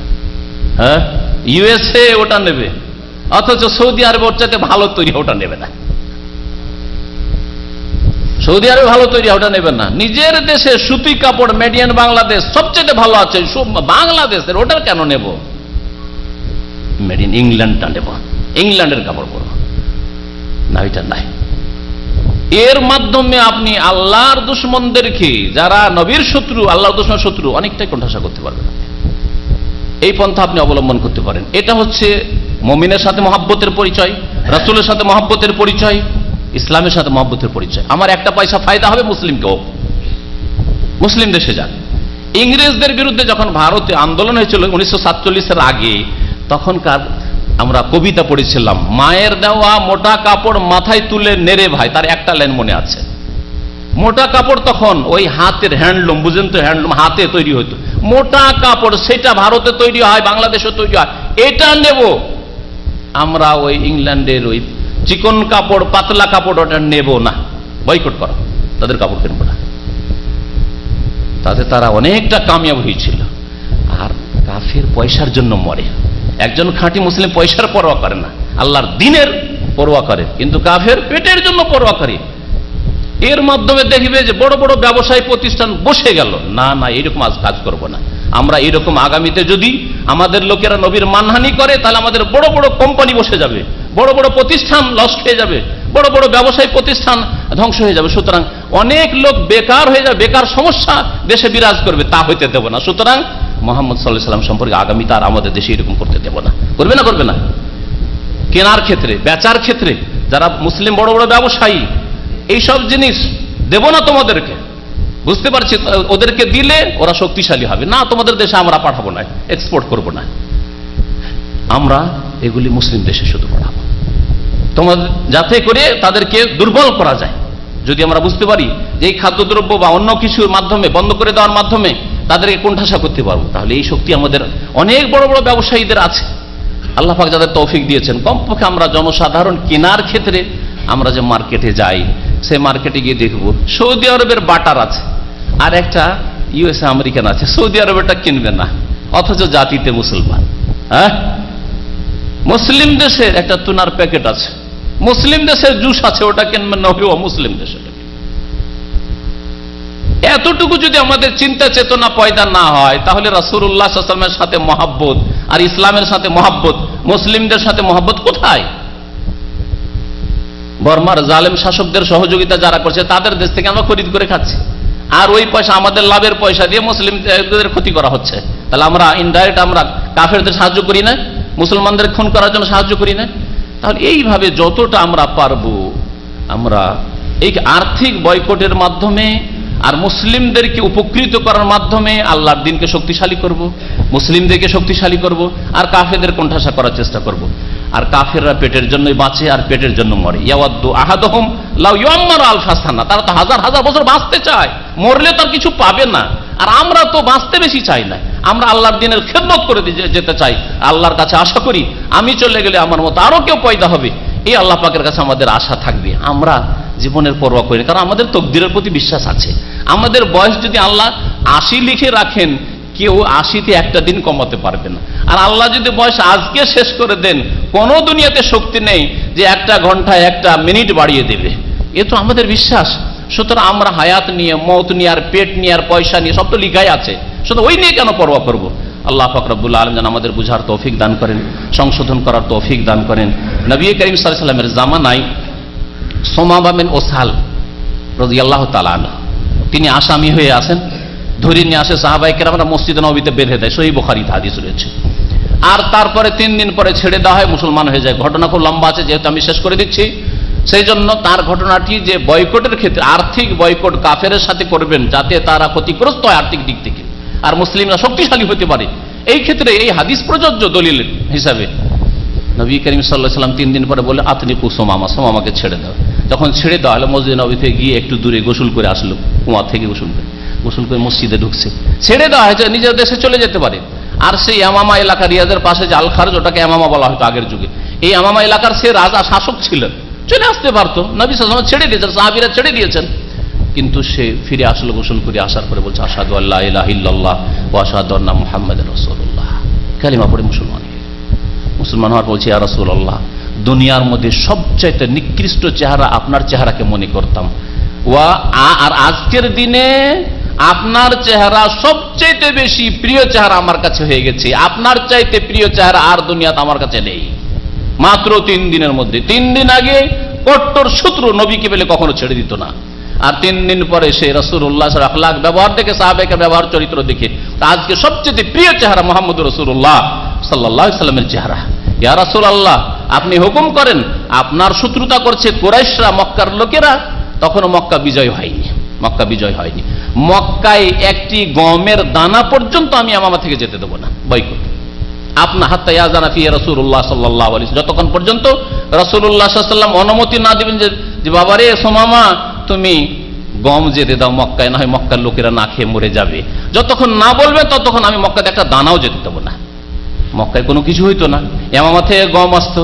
মক্কার লোকেদের সাথে যখন বয়কট করে দিলেন সুমামা রাদিয়াল্লাহু তাআলা আনহু, তখন তারা না খেয়েও তাদের অবস্থা খুব খারাপ, দুর্ভিক্ষ দেখা দিল। রাসূলুল্লাহ সাল্লাল্লাহু আলাইহি ওয়াসাল্লামের কাছে তারা চিঠি লিখলো যে হে মুহাম্মদ, তুমি আমাদের আত্মীয়, তুমি আমাদের ছেলে, সুতরাং আত্মীয়তার খেয়াল রেখে এই বয়কটটা তো কমপক্ষে উঠিয়ে দাও, আর সুমামাকে একটু বলো যাতে করে আমাদের এখানে মক্কায় গম আসতে দেয়। সম্মানিত ভাইয়েরা, তো এর থেকে কি বোঝা যায় যে যতদূর আমরা পারবো, বিশেষ করে আমরা দোকানপাটে যখন ঢুকবো, মুসলিম দেশের তৈরি সেটা কিনবো, অমুসলিম দেশেরটা কিনবো না। মুসলিমকে ফায়দা পৌঁছাবার চেষ্টা করবো। এই দোকানের মালিক, অনেক দোকান এখানে আছে যে হিন্দুতে চালায়, খ্রিস্টানে চালায়, অনেকগুলি, সেই বাকালাতে আপনি মাসিক খরিদ, মাসে 1000 বিল আপনার হইতে থাকে। কেন? আপনার মুসলিম ভাই আছে, তাকে আপনি 2 পয়সা দিয়ে উপকৃত করবেন, এটা কেন করার তৌফিক হয় না? এই মন মানসিকতা কমপক্ষে তৈরি হলে এটা হবে বাল হুয়া খাইরুল লাকুম, এতে কল্যাণকর। যখনই নবীর উপর আক্রমণ হয়েছে, কোরআনের উপর আক্রমণ হয়েছে, দিনের উপর আক্রমণ হয়েছে, তখন মুসলিম উম্মাহ নবীর কাছে এগিয়ে আসার জন্য চিন্তা করেছে, কোরআনের সাথে জড়িত হওয়ার চেষ্টা করেছে, ইসলামের দিকে ফিরে আসার চেষ্টা করেছে, তওবা সংশোধনের চেষ্টা করেছে। এইভাবে যদি আমরা পদক্ষেপ নিই তাহলে আমরা ইনশাআল্লাহ তাআলা কামিয়াব হব, আর আমাদের করণীয় আমরা করতে পারবো। আল্লাহ পাক রব্বুল আলামিন যেন আমাদেরকে শিরক মুক্ত হওয়ার তৌফিক দান করেন, তাওহীদ জীবনের প্রতিটি ক্ষেত্রে প্রতিষ্ঠা করার, কায়েম করার তৌফিক যেন দান করেন। তাওহীদ কায়েম করাই হচ্ছে দিন কায়েম করা। দিন কায়েম করা মানে গদি দখল করা নয়, যা অনেকে বুঝে থাকে। তাওহীদ কায়েম করেন, শিরক মুক্ত হন, 5 ওয়াক্ত নামাজ কায়েম করেন, ফজরের নামাজ জামাতে পড়েন, সূর্য উঠায়েন না, এটাই হচ্ছে দিন কায়েম করা, এটাই হচ্ছে দিন কায়েম করা। যাকাত দেন, যেসব ভাইদের কাছে পয়সা আছে যাকাত দেন, এটাই হচ্ছে দিন কায়েম করা। ভালো কাজের উপদেশ দেন, অন্যায় কাজে বাধা দেন। এমন নয় যে অন্যায় কাজ করেছে আমার দেশি, সুতরাং লুকিয়ে রাখি। এক লোকের ঘটনা, 2 বছর ধরে জানে যে এখানে জেনা চলছে, তারপর আমার দেশি যেহেতু করছে বলছে না। যেই দিন সেই মহিলা ওখান থেকে মক্কা পাঠিয়ে দেওয়া হচ্ছে, সেই দিন আমাকে এসে বলছে যে 2 বছর ধরে এই কাজ চলছিল। আমরা আল্লাহ তোমাকে হেদায়েত করে, 2 বছর ধরে চলছিল তুমি জানছো, আর এতদিন বললে না, কিয়ামতে কি জবাব দেবে তুমি? আল্লাহ বলছেন মুমিন মুসলিমের উপর ফরজ হচ্ছে অন্যায়কে নির্মূল করা। আপনি অন্যায় বাধা দিতে পারেন, কমপক্ষে এমন এক সংস্থা গিয়ে জানিয়ে দিবেন, যেখানে জানিয়ে দিলে এই সব অপরাধীদের শাস্তি দেওয়া হবে, এতটুকু আপনার উপর ফরজ। এই রকমের চেতনা, এই রকমের ঈমান, আমল, জজবা তৈরি হতে হবে। আল্লাহ পাক আমাদের যেন তৌফিক দান করেন, আমাদের নিজেদের মধ্য থেকে, নিজের পরিবার থেকে, নিজের সমাজ থেকে অন্যায়কে নির্মূল করার তৌফিক দান করেন, ভালো কাজকে প্রচার করার, প্রসার করার আল্লাহ পাক যেন আমাদের তৌফিক দান করেন। আল্লাহ পাক রব্বুল আলামিন তার দ্বীনের দিকে ফিরে আসার তৌফিক দান করেন। রাসূলুল্লাহ সাল্লাল্লাহু আলাইহি ওয়াসাল্লামের পাশে আমাদের দাঁড়াবার তৌফিক দান করেন। তার জীবনের প্রতিটি ক্ষেত্রে ইত্তিবা করার, অনুসরণ করার, আনুগত্য করার আল্লাহ পাক যেন তৌফিক দান করেন। ওয়া সাল্লাল্লাহু আলা নবিয়িনা মুহাম্মদ ওয়া আলা আলিহি ওয়া সাহবিহি আজমাইন। সুবহান রাব্বিকা রাব্বিল ইজ্জাতি আম্মা ইয়াসিফুন ওয়া সালামুন আলাল মুরসালিন ওয়ালহামদুলিল্লাহি রাব্বিল আলামিন। শেখ, আপনি তো বললেন বাংলাদেশের লোক অনেক দলে বিভক্ত, তাই এখন জানতে চাই বাংলাদেশে এমন কোন দল কি নাই, কোন দল কি নাই যার সাথে মিলে আমরা সঠিক দিনের কাজ করতে পারি? বিসমিল্লাহির রহমানির রহিম। আলহামদুলিল্লাহ ওয়াসসালাতু ওয়াসসালামু আলা রাসূলিল্লাহ। আমি ব্যক্তিগত কোন দলের নাম বলি না, যদিও দল প্রত্যেক দেশে কোরআন সুন্নাহর অনুসারী মজুদ আছে, সেই দলের লক্ষণগুলি বলি, আর আপনার কাজ হচ্ছে সেই দলকে চিনে নেওয়া। আর তা আমার আলোচনাতে চলে এসছে, তা হচ্ছে বিনা কোনো শর্তে কোরআনের কথা মানবে, বিনা কোনো শর্তে রাসূলের সহি হাদিস মানবে। সহি কথা বলেছি, আমাদের দেশে এক শ্রেণীর লোকেরা সহি আর জয়ীফ জাল বুঝেই না, আবার রাসূলের হাদিস জাল জয়ীফ কি করে হয়, ও জাহিল বুঝেই না, ওদের মোল্লারাও বুঝে না জাল জয়ীফ। তো হাদিসের ক্ষেত্রে সহি হাদিস নবী সাল্লাল্লাহু আলাইহি ওয়াসাল্লাম থেকে বিশুদ্ধ সূত্রে প্রমাণিত হইতে হবে। আজকে যদি দুটো লোক বলে যে অমুক ব্যক্তি এই কাজটি করেছে, হয়তো বিশ্বাস করবেন না যদি লোকগুলি ভালো না হয়, তাহলে এই লোকগুলি তো ভালো না, তো এই কাজ করেছে না করেছে এদের কথা কি বিশ্বাস করব? কিন্তু যদি ইমানদার লোক হয়, ধার্মিক লোক দুজন বলে যে না এই কাজটি অমুক করেছে, বিশ্বাস করবেন। তাহলে মানুষের কথা বিশ্বস্ত সূত্রে আমাদের কাছে পৌঁছেছে না পৌঁছেনি এই ব্যাপারে আমরা চিন্তা করি। তাহলে রাসূলুল্লাহ সাল্লাল্লাহু আলাইহি ওয়াসাল্লাম হাদিস বলি, হাদিস শরীফ আজ বলে দিলে হবে? নবী সাল্লাল্লাহু আলাইহি ওয়াসাল্লামের সহি হাদিস মোতাবেক যারা জীবন যাপন করে, বলে সহি নামাজ পড়ান, নবীর তরিকা নামাজ। এই 4 তরিকা, এতগুলি নামাজ নেই, এক তরিকার নামাজ আছে, সেটা কোরআন এবং হাদিসের আলোকে নামাজ পড়তে হবে। নবীর তরিকায় রোজা রাখো, নবীর তরিকার নাওয়াইতা নাসুমা গাদান নেই, নবীর তরিকায় হজ উমরা করে, এত তরিকার হজ উমরা নেই। হ্যাঁ, জীবনের প্রত্যেকটি ক্ষেত্রে যারা কোরআন এবং হাদিস মোতাবেক জীবন যাপন করতে বলে এবং দিনের দাওয়াতের কাজের ক্ষেত্রে তারা সক্রিয়, মাশাআল্লাহ অ্যাক্টিভ, তাদের সাথে দাওয়াতি কাজ করবেন। যে কোনো নামে সেটা হইতে পারে, জরুরি নয় যে এই নামই হইতে হবে, আর যে কোনো নামে হইতে পারে, নাম জরুরি না, আসলে কাজটা ঠিক হইতে হবে, কাজটা কোরআন সুন্নাহ ভিত্তিক হইতে হবে। আর আমার এই লক্ষণগুলি মনে রাখলে দেশে গিয়ে খোঁজ করে নিতে পারবেন যে কারা কোরআন সুন্নাহ বিনা কোনো শর্তে বলবৎ রাখছে। কোরআন সুন্নাহ সব কিছুর ওপর বলবৎ থাকবে। প্রত্যেকের ভুল হইতে পারে, সুতরাং প্রত্যেকের কথা মানতে হবে, ছাড়তে হবে একমাত্র কোরআন এবং হাদিসের কথা, ওয়াহির কথা, মুহাম্মদ রাসূলুল্লাহ সাল্লাল্লাহু আলাইহি ওয়াসাল্লামের কথা। জি শেখ, আমি রাস্তায় কাজ করি, অনেক সময় সৌদি টাকা দেয়, একজন বলে এটা হারাম, জানাবেন। রাস্তায় কাজ করেন আর টাকা দিয়েছে কেউ, যদি বলে দেয় যে এটা হচ্ছে জাকাতের পয়সা, আর আপনি দেখেন যে আমার যথেষ্ট পয়সা আছে, আমি ঋণ মুক্ত, আমি গরিব অভাবী নই, তাহলে আপনার জন্য জাকাত হালাল নয়, তাহলে সেই টাকাটা নিয়ে কোনো গরিবকে দিয়ে দিবেন, অথবা বলবেন যে আমি এর হকদার নই। আর যদি আপনি হকদার হন, জাকাতও বলে দেয়, গরিব মানুষ, ঋণ আছে, তাহলে জাকাত আপনার জন্য জায়েজ। আর যদি না বলে, জাকাত না সাদকা না এমনি দিল আপনাকে বকশিস, কিছুই না বলে, তাহলে আপনার জন্য হালাল, কোনো অসুবিধা নেই, নিতে পারেন।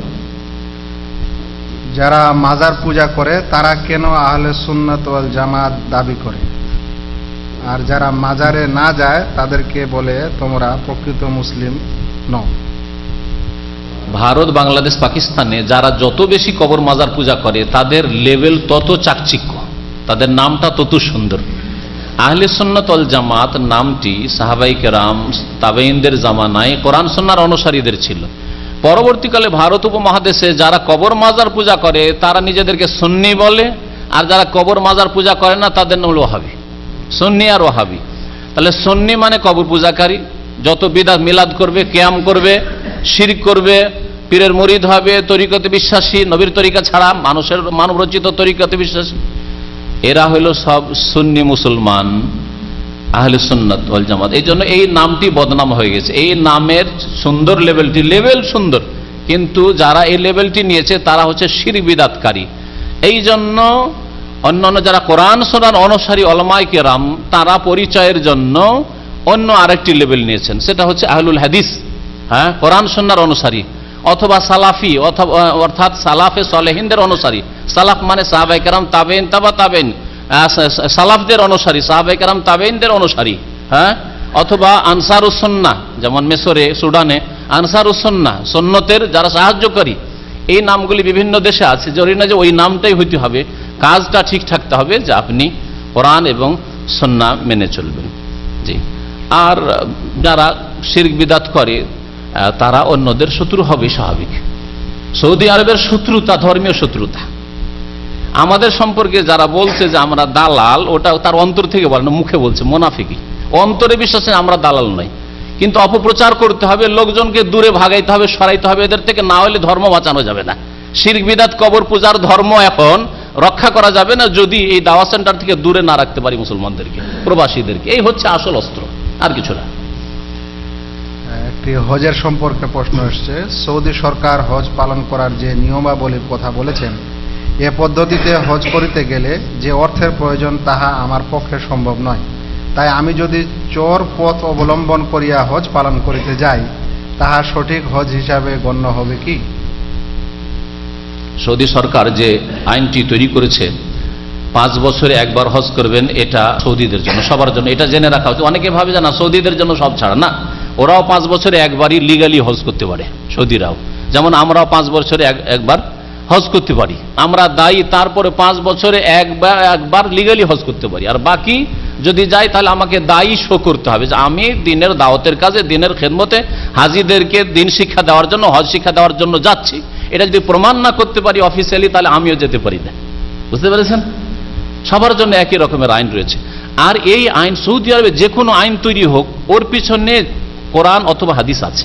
একটি হাদিস আছে যে হাদিসটি সহিহ, আর সেই হাদিস আছে 5 বছরে আমার বান্দা যদি না আসে তাহলে সে হতভাগা। তাহলে কমপক্ষে 5 বছরে একবার যাওয়ার চেষ্টা করেন, এই মর্মে একটি হাদিস আছে। এই হাদিসের ভিত্তিতে নফল হজকারী যারা, তাদেরকে বলা হচ্ছে বাবা তোমাদের তো প্রথম হজ হয়ে গেছে, এখন দেখেন এখানে সৌদি আরবে প্রথম এসে 5 বছর শর্ত নেই, এই বছরই এসেছেন আপনি, বিদেশে সৌদি আরবে এসেছেন, এই বছর হজ করে না, অসুবিধা নেই। কিন্তু একবার ফরজ হজ আদায় হয়ে যাওয়ার পরে 5 বছর আপনি হজ করতে পারবেন, কারণ নফল হজ। তারপরে আপনি এই 5 বছর পর পর হজ করেন। ওই হাদিসের ভিত্তিতে আইন তৈরি করা হয়েছে, আর এই আইন মেনে চলা আমাদের জন্য ওয়াজিব।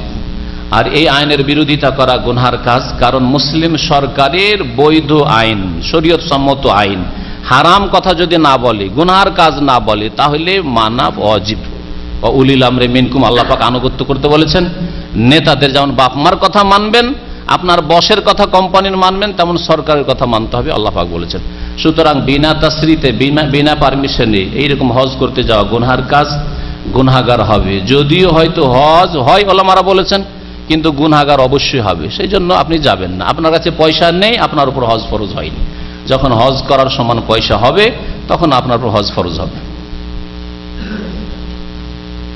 যে এবার অনলাইন থেকে আমার একটা প্রশ্ন নেই, আলোচনাটি সরাসরি প্রচার করা হচ্ছে, কিছু প্রশ্ন এসছে, আমরা অনলাইনের একটি প্রশ্ন নিব। জি বলেন, আপনি প্রশ্নটা বলেন।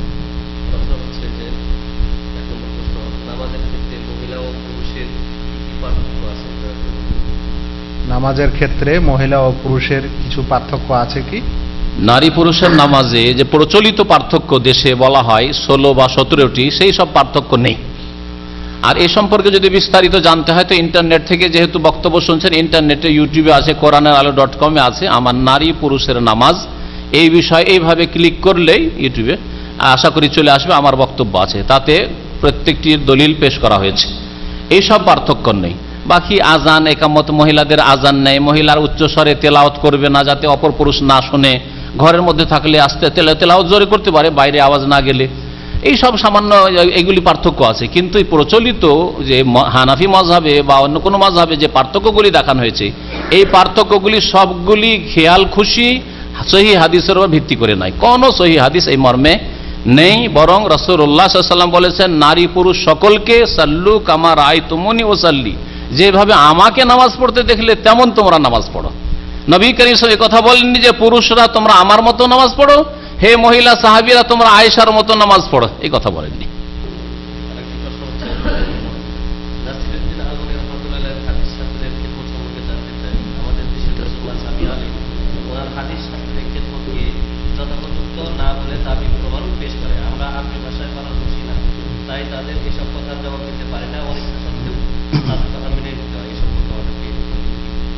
প্রশ্ন বড় লম্বা। নাসিরউদ্দিন আলবানী রহমতুল্লাহ আলাই যে এই যুগের মুহাদ্দিস, যেমন এক যুগে ইমাম হাফেজ বিন হাজার রহমতুল্লাহ আলাই ছিলেন, ইমাম জাহাবি ছিলেন, এই রকমের মুহাদ্দিস হচ্ছেন নাসিরউদ্দিন আলবানী রহমতুল্লাহ আলাই।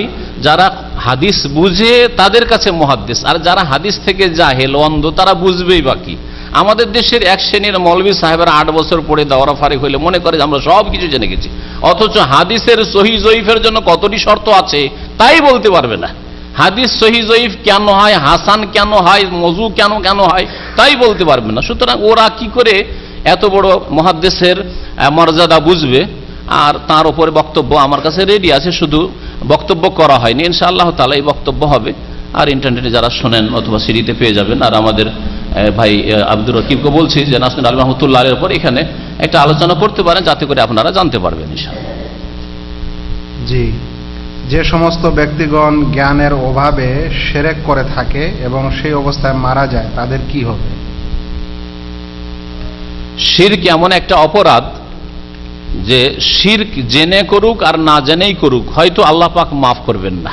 কারণ জানার হয়তো ব্যবস্থা পেয়েছে, কিন্তু আপনাকে মনে হচ্ছে যে সে জানেনি।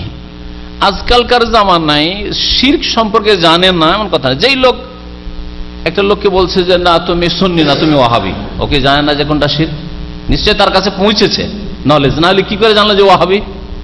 হ্যাঁ, পাশাপাশি দেখছে যে আমরা মাজারে যাই, ওরসে যাই, অন্যরা যাই না, তো যাই না কেন ওটা জানতে হবে না? দিন শিক্ষা ফরজ, দিনের মৌলিক যেগুলি ফান্ডামেন্টাল বিষয়, বুনিয়াদী বিষয়, সেগুলি জানা প্রত্যেক মুসলিমের জন্য ফরজ। তালাবুল ইলমে ফারিজাতুন আলা কুল্লি মুসলিম। তাহলে কি শিরক জানা ফরজ নাই বাঁচার জন্য? তাওহীদ জানা ফরজ নাই বাস্তবায়িত করার জন্য? সুন্নাত জানা ফরজ নাই, নবীর আদর্শ জানা ফরজ নাই আমল করার জন্য? বিদআত জানা ফরজ সতর্ক থাকার জন্য? এগুলি জানা ফরজ। কোনটা করবেন কোনটা করবেন না এগুলি জানা ফরজ। এইগুলি যে জেনে গেল না আর বলল অজ্ঞতা ছিল, আল্লাহ পাকের কাছে হয়তো এই ওযর কবুল হবে না, একমাত্র যদি জানার কোনো রিসোর্স না পায়, কোনো সুযোগ পাইনি। ওমা কুন্না মুআযযিবিনা হাত্তা নাবাসা রাসূল। আল্লাহ বলছেন কোন জাতিকে আমি আযাব দেব না যতক্ষণ পর্যন্ত কোনো সতর্ককারী রাসূল না আসবে। তো রাসূলের নায়েব উলামায়ে কেরাম যারা দায়ী, তাদের কথা পৌঁছে গেছে, তাহলে তাদের উপর হুজ্জত কায়েম হয়ে গেছে। বিশেষ করে যারা সৌদি আরবে প্রবাসী, তাদের কাছে তাওহীদের দাওয়াত পৌঁছে গেছে। আমি মনে করি না যে তাদের কাছে তাওহীদের দাওয়াত পৌঁছেনি। জানার পরেও ইসলামিক সেন্টার, দাওয়াত সেন্টার আশেপাশে থাকে, রিয়াল অনেক নিয়ে গেছে, কিন্তু যাবেই না ওখানে। আর বলবে আমি তো জানতাম না, মরে গেছি শিরকের ওপর, কিয়ামতের দিন আল্লাহকে বলবে শুনবে আল্লাহ পাক রব্বুল আলামিন। ও তো জানে, সৌদি আরবে এসেছে জানে, এখানে সে মাজার নেই, আমাদের দেশে এত মাজার। প্রশ্ন জেগেছে, উত্তর নিতে হবে না? মাজার ইসলাম না মাজার ভাঙা ইসলাম, এটা জানতে হবে না? কবর, মাজার, রওজা, কবরকে তিন ভাগে ভাগ, মাজার পাকা কবর হলে ওর নাম মাজার, আর সাধারণ বাপের কবর হচ্ছে কবর। হ্যাঁ, মাজারকে কবর বললে বেয়াদবি হবে। এগুলো শিখলেন, আর সঠিক ইসলামটা শিখতে হবে না? হ্যাঁ, সুতরাং আল্লাহর কাছে জবাবদেহি করতে হবে। আল্লাহ পাক শিরক করে কেউ মরলে আল্লাহ হয়তো ওজর কবুল করবেন না, একমাত্র একেবারে যদি তার কাছে পৌঁছার কোনো ব্যবস্থা না থাকে ইসলামের জ্ঞান, সেটা আলাদা কথা। আজকাল মুসলিমদের দেশে যারা বাস করে সেখানে অল্প থাকলেও তৌহিদ সুন্নতের অনুসারী ভাইয়েরা আছেন, সুতরাং তৌহিদের দাওয়াত পৌঁছে গেছে।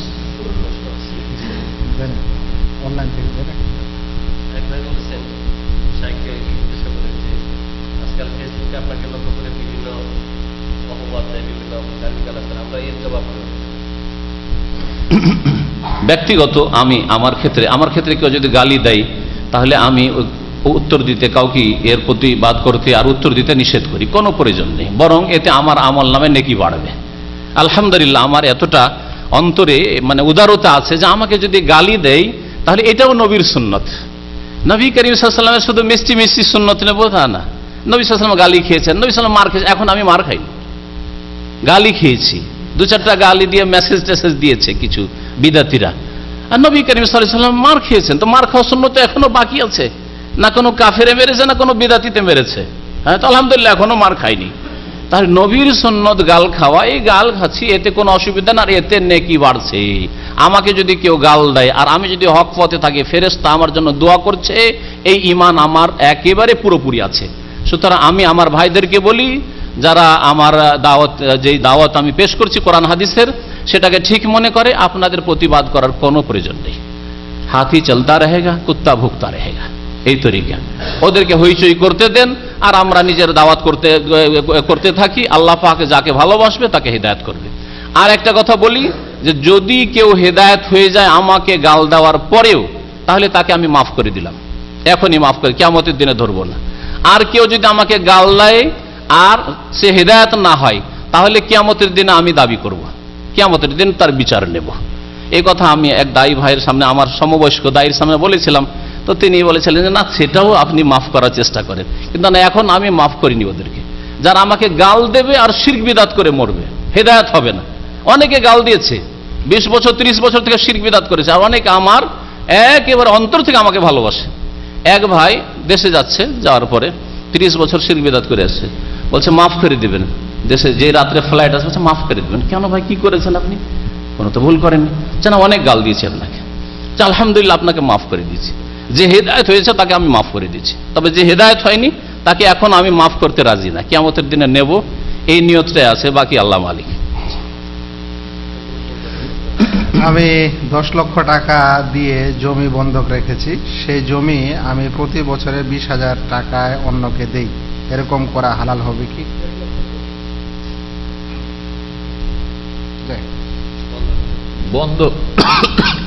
বন্ধক, জমির বন্ধক রেখে, জমি যে রাখলো, জমির মালিক কে বলেন তো দেখি? যে রাখলো সে, যে রাখলো না যার কাছে রাখা হইল? জমির মালিক কে? যেই ব্যক্তি টাকা ধার নিল আর ধারের এগনিস্টে জামানত স্বরূপ জমিটা কারো কাছে রাখলো, মালিক সেই না? আসল মালিক যার নামে জমি আছে সে মালিক। যেই ব্যক্তির কাছে জমি রাখা হইল জামানত স্বরূপ, সে জমির মালিক নয় শরীয়তে। সুতরাং এই জমির ফসল খাবে আর ফুল টাকা ফিরিয়ে নেবে।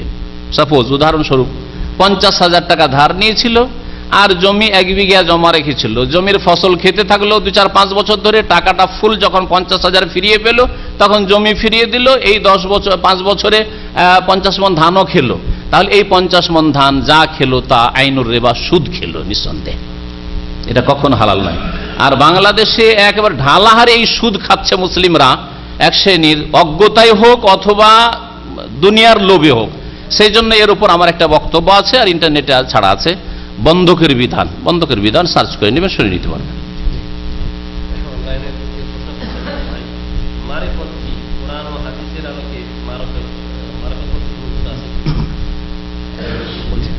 মারেফত মারেফত, মারেফত শব্দের অর্থ হচ্ছে জানা বা চেনা। তো জানা চেনা যদি কোরআন এবং হাদিসের আলোকে নেন তাহলে তো ইসলামে আছে। কিন্তু প্রচলিত ভারত বাংলাদেশে সুফিদের কাছে, পীরদের কাছে যে মারেফত, তরিকত আর হাকিকত আর শরীয়ত, এসব ফালতু কথা। এগুলো তাদের ইনহা ইল্লা আসমাউন সাম্মাইতুহা আনতুম ওয়া আবাউকুম মা আনজালাল্লাহু বিহা মিন সুলতান, এগুলি তাদের মানে রচিত নাম মাত্র। এগুলি তোমরা নিজে আবিষ্কার করেছো। মা আনজালাল্লাহু বিহা মিন সুলতান, আল্লাহ এগুলি নাজেল করেননি। যে ইসলামের 4 ভাগ আছে, একটা শরীয়ত, এগুলি শরীয়তে ইমাম আবু হানিফা শরীয়তের আলেম, আর মারিফতের আলেম হলেন আব্দুল কাদের জিলানী। এসব ফালতু কথা। তাহলে প্রচলিত যে মারিফতের কথা, আর যে জন্য প্রশ্ন করেছেন, এটা ভিত্তিহীন কথা, সব মন গড়া এগুলো ধর্ম। এগুলো মানব রচিত ধর্ম। মানব রচিত আইন শুধু ওই আদালতের আইন নয়, বরং মানব রচিত ধর্ম এগুলিও। আর মারিফতের যেটা শরীয়তি অর্থ, সেটা হচ্ছে চেনা। শেখ মোহাম্মদ আব্দুর রহমান রহমতুল্লাহ কিতাব আছে 3টি মূলনীতি। তাতে বলা হয়েছে যে 3টি জিনিস সম্পর্কে জানা ফরজ। ওখানে মারিফত শব্দ ব্যবহার করা হয়েছে। আল্লাহ সম্পর্কে জানা, আল্লাহ সম্পর্কে, আল্লাহ পাকের একত্ব, আল্লাহ পাকের তৌহিদ, আল্লাহ পাকের কাজ, আল্লাহ পাকের ইবাদত বন্দেগী, আল্লাহ পাকের হক ইত্যাদি। আল্লাহ পাক কোথায় জানা ফরজ। আল্লাহ পাকের দিন সম্পর্কে জানা ফরজ 2 নম্বরে। 3 নম্বরে আল্লাহ পাকের রাসূল সম্পর্কে জানা ফরজ। তো মারিফত মানে জানা, দিন সম্পর্কে জানা, রাসূল সম্পর্কে জানা, আল্লাহ সম্পর্কে জানা। এটা হচ্ছে শরীয়ত, এটা হচ্ছে দ্বীনে ইসলাম। আর বাকি প্রচলিত যে সুফিবাদে মারিফত তরিকত রয়েছে, ওগুলি মন গড়া কথা। আমরা আর বেশি প্রশ্ন নিতে পাচ্ছি না। একটাই প্রশ্ন করে আমরা আলোচনা শেষ করে দেব। আমাদের কিছু প্রাইজ আছে, 5 মিনিটের, সেটা বিতরণ করে দেব। যারা অনলাইনে ভাই আপনারা আলোচনা শুনলেন, আমরা দুঃখিত যে আপনাদের সকল প্রশ্নের আমরা উত্তর দিতে পারছি না। তবে আমি আব্দুর রাকিব বুখারী নামে যদি আপনারা ইউটিউবে এই বিষয়ে জানতে চান, তাহলে একটা আলোচনা পাবেন, ভেদে মারেফত। আজ সুফিবাদে মারেফতের এই তথ্য রহস্য কি জিনিস, এ সকল বিষয়ে একটি ইউটিউবে আলোচনা আছে, যার শিরোনাম হচ্ছে ভেদে মারেফত। আব্দুর রাকিব বুখারী নাম দিয়ে চেক করলে সেটার থেকে আপনারা উপকৃত হতে পারেন। লাস্ট প্রশ্নটি আমি শাইখের কাছে করি, সেটা কবরের সম্পর্কে কেন্দ্র করে, যেহেতু বহুল প্রচলিত একটা প্রথা, তাই বলি। আমাদের দেশের কবর স্থানের পাশে মৃত্যু তারিখ লেখে টাইলস করে। জিজ্ঞাসা করলে বলে আমরা হানাফি। আসলে কি কবরের স্থানে মৃত্যু ব্যক্তি, মৃত্যু তারিখ এবং নাম এ সকল কিছু লেখা যায় কি যায় না? কোন ব্যক্তির কবর, সে আলেম হোক আর রাজা বাদশাহ হোক আর রাষ্ট্রপতি প্রধানমন্ত্রী হোক, কোন সাধারণ ব্যক্তি হোক, আপনার বাপ হোক অথবা মাই হোক, কেউ হোক না কেন, কবর ঘেরে নাম লিখা অথবা কবরের উপরে কোনো একটা নেম প্লেট দিয়ে তাতে নাম লিখে রাখা শরীয়তে জায়েজ নয়। এগুলি ধীরে ধীরে শিরক বিদআতের কারণ হতে পারে।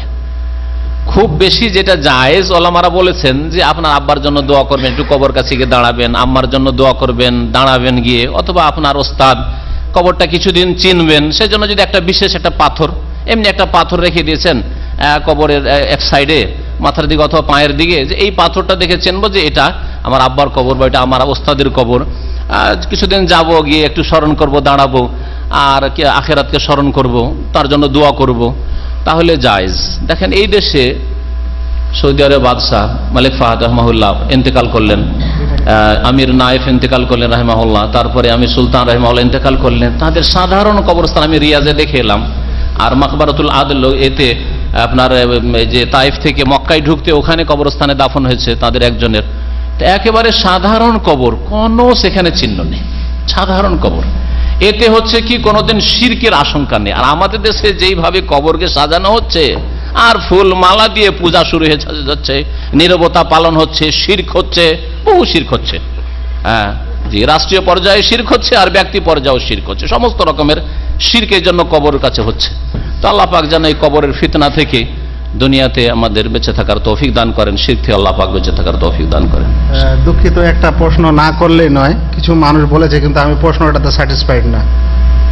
কিন্তু বারবার এই প্রশ্ন আমাকে করা হয়েছে যে যাহারা গীবতে লিপ্ত থাকেন তাদের বেলায় শরীয়ত কি বলে। কিন্তু গীবত চিনে কি চিনে না, এটাই সবচেয়ে বড় সমস্যা। শোনেন, গীবত হচ্ছে, গীবত সম্পর্কে বিস্তারিত যদি জানতে হয়, রিয়াজুস সালেহীন বাংলা কিতাব, বাংলায় আরবি বাংলা তরজমা আছে, রিয়াজুস হাদিসের কিতাব, ইমাম নবী রহমতুল্লাহ আলাইহির, তাতে গীবতের চ্যাপ্টারটা দুটো পরপর চ্যাপ্টার আছে, আল্লাহর হস্তে পড়ে নেবেন, আল্লাহর হস্তে পড়ে নেবেন, ওতে যথেষ্ট জেনে নেবেন। গীবত যদি ব্যক্তি জীবনের হয় তাহলে জায়েজ নাই।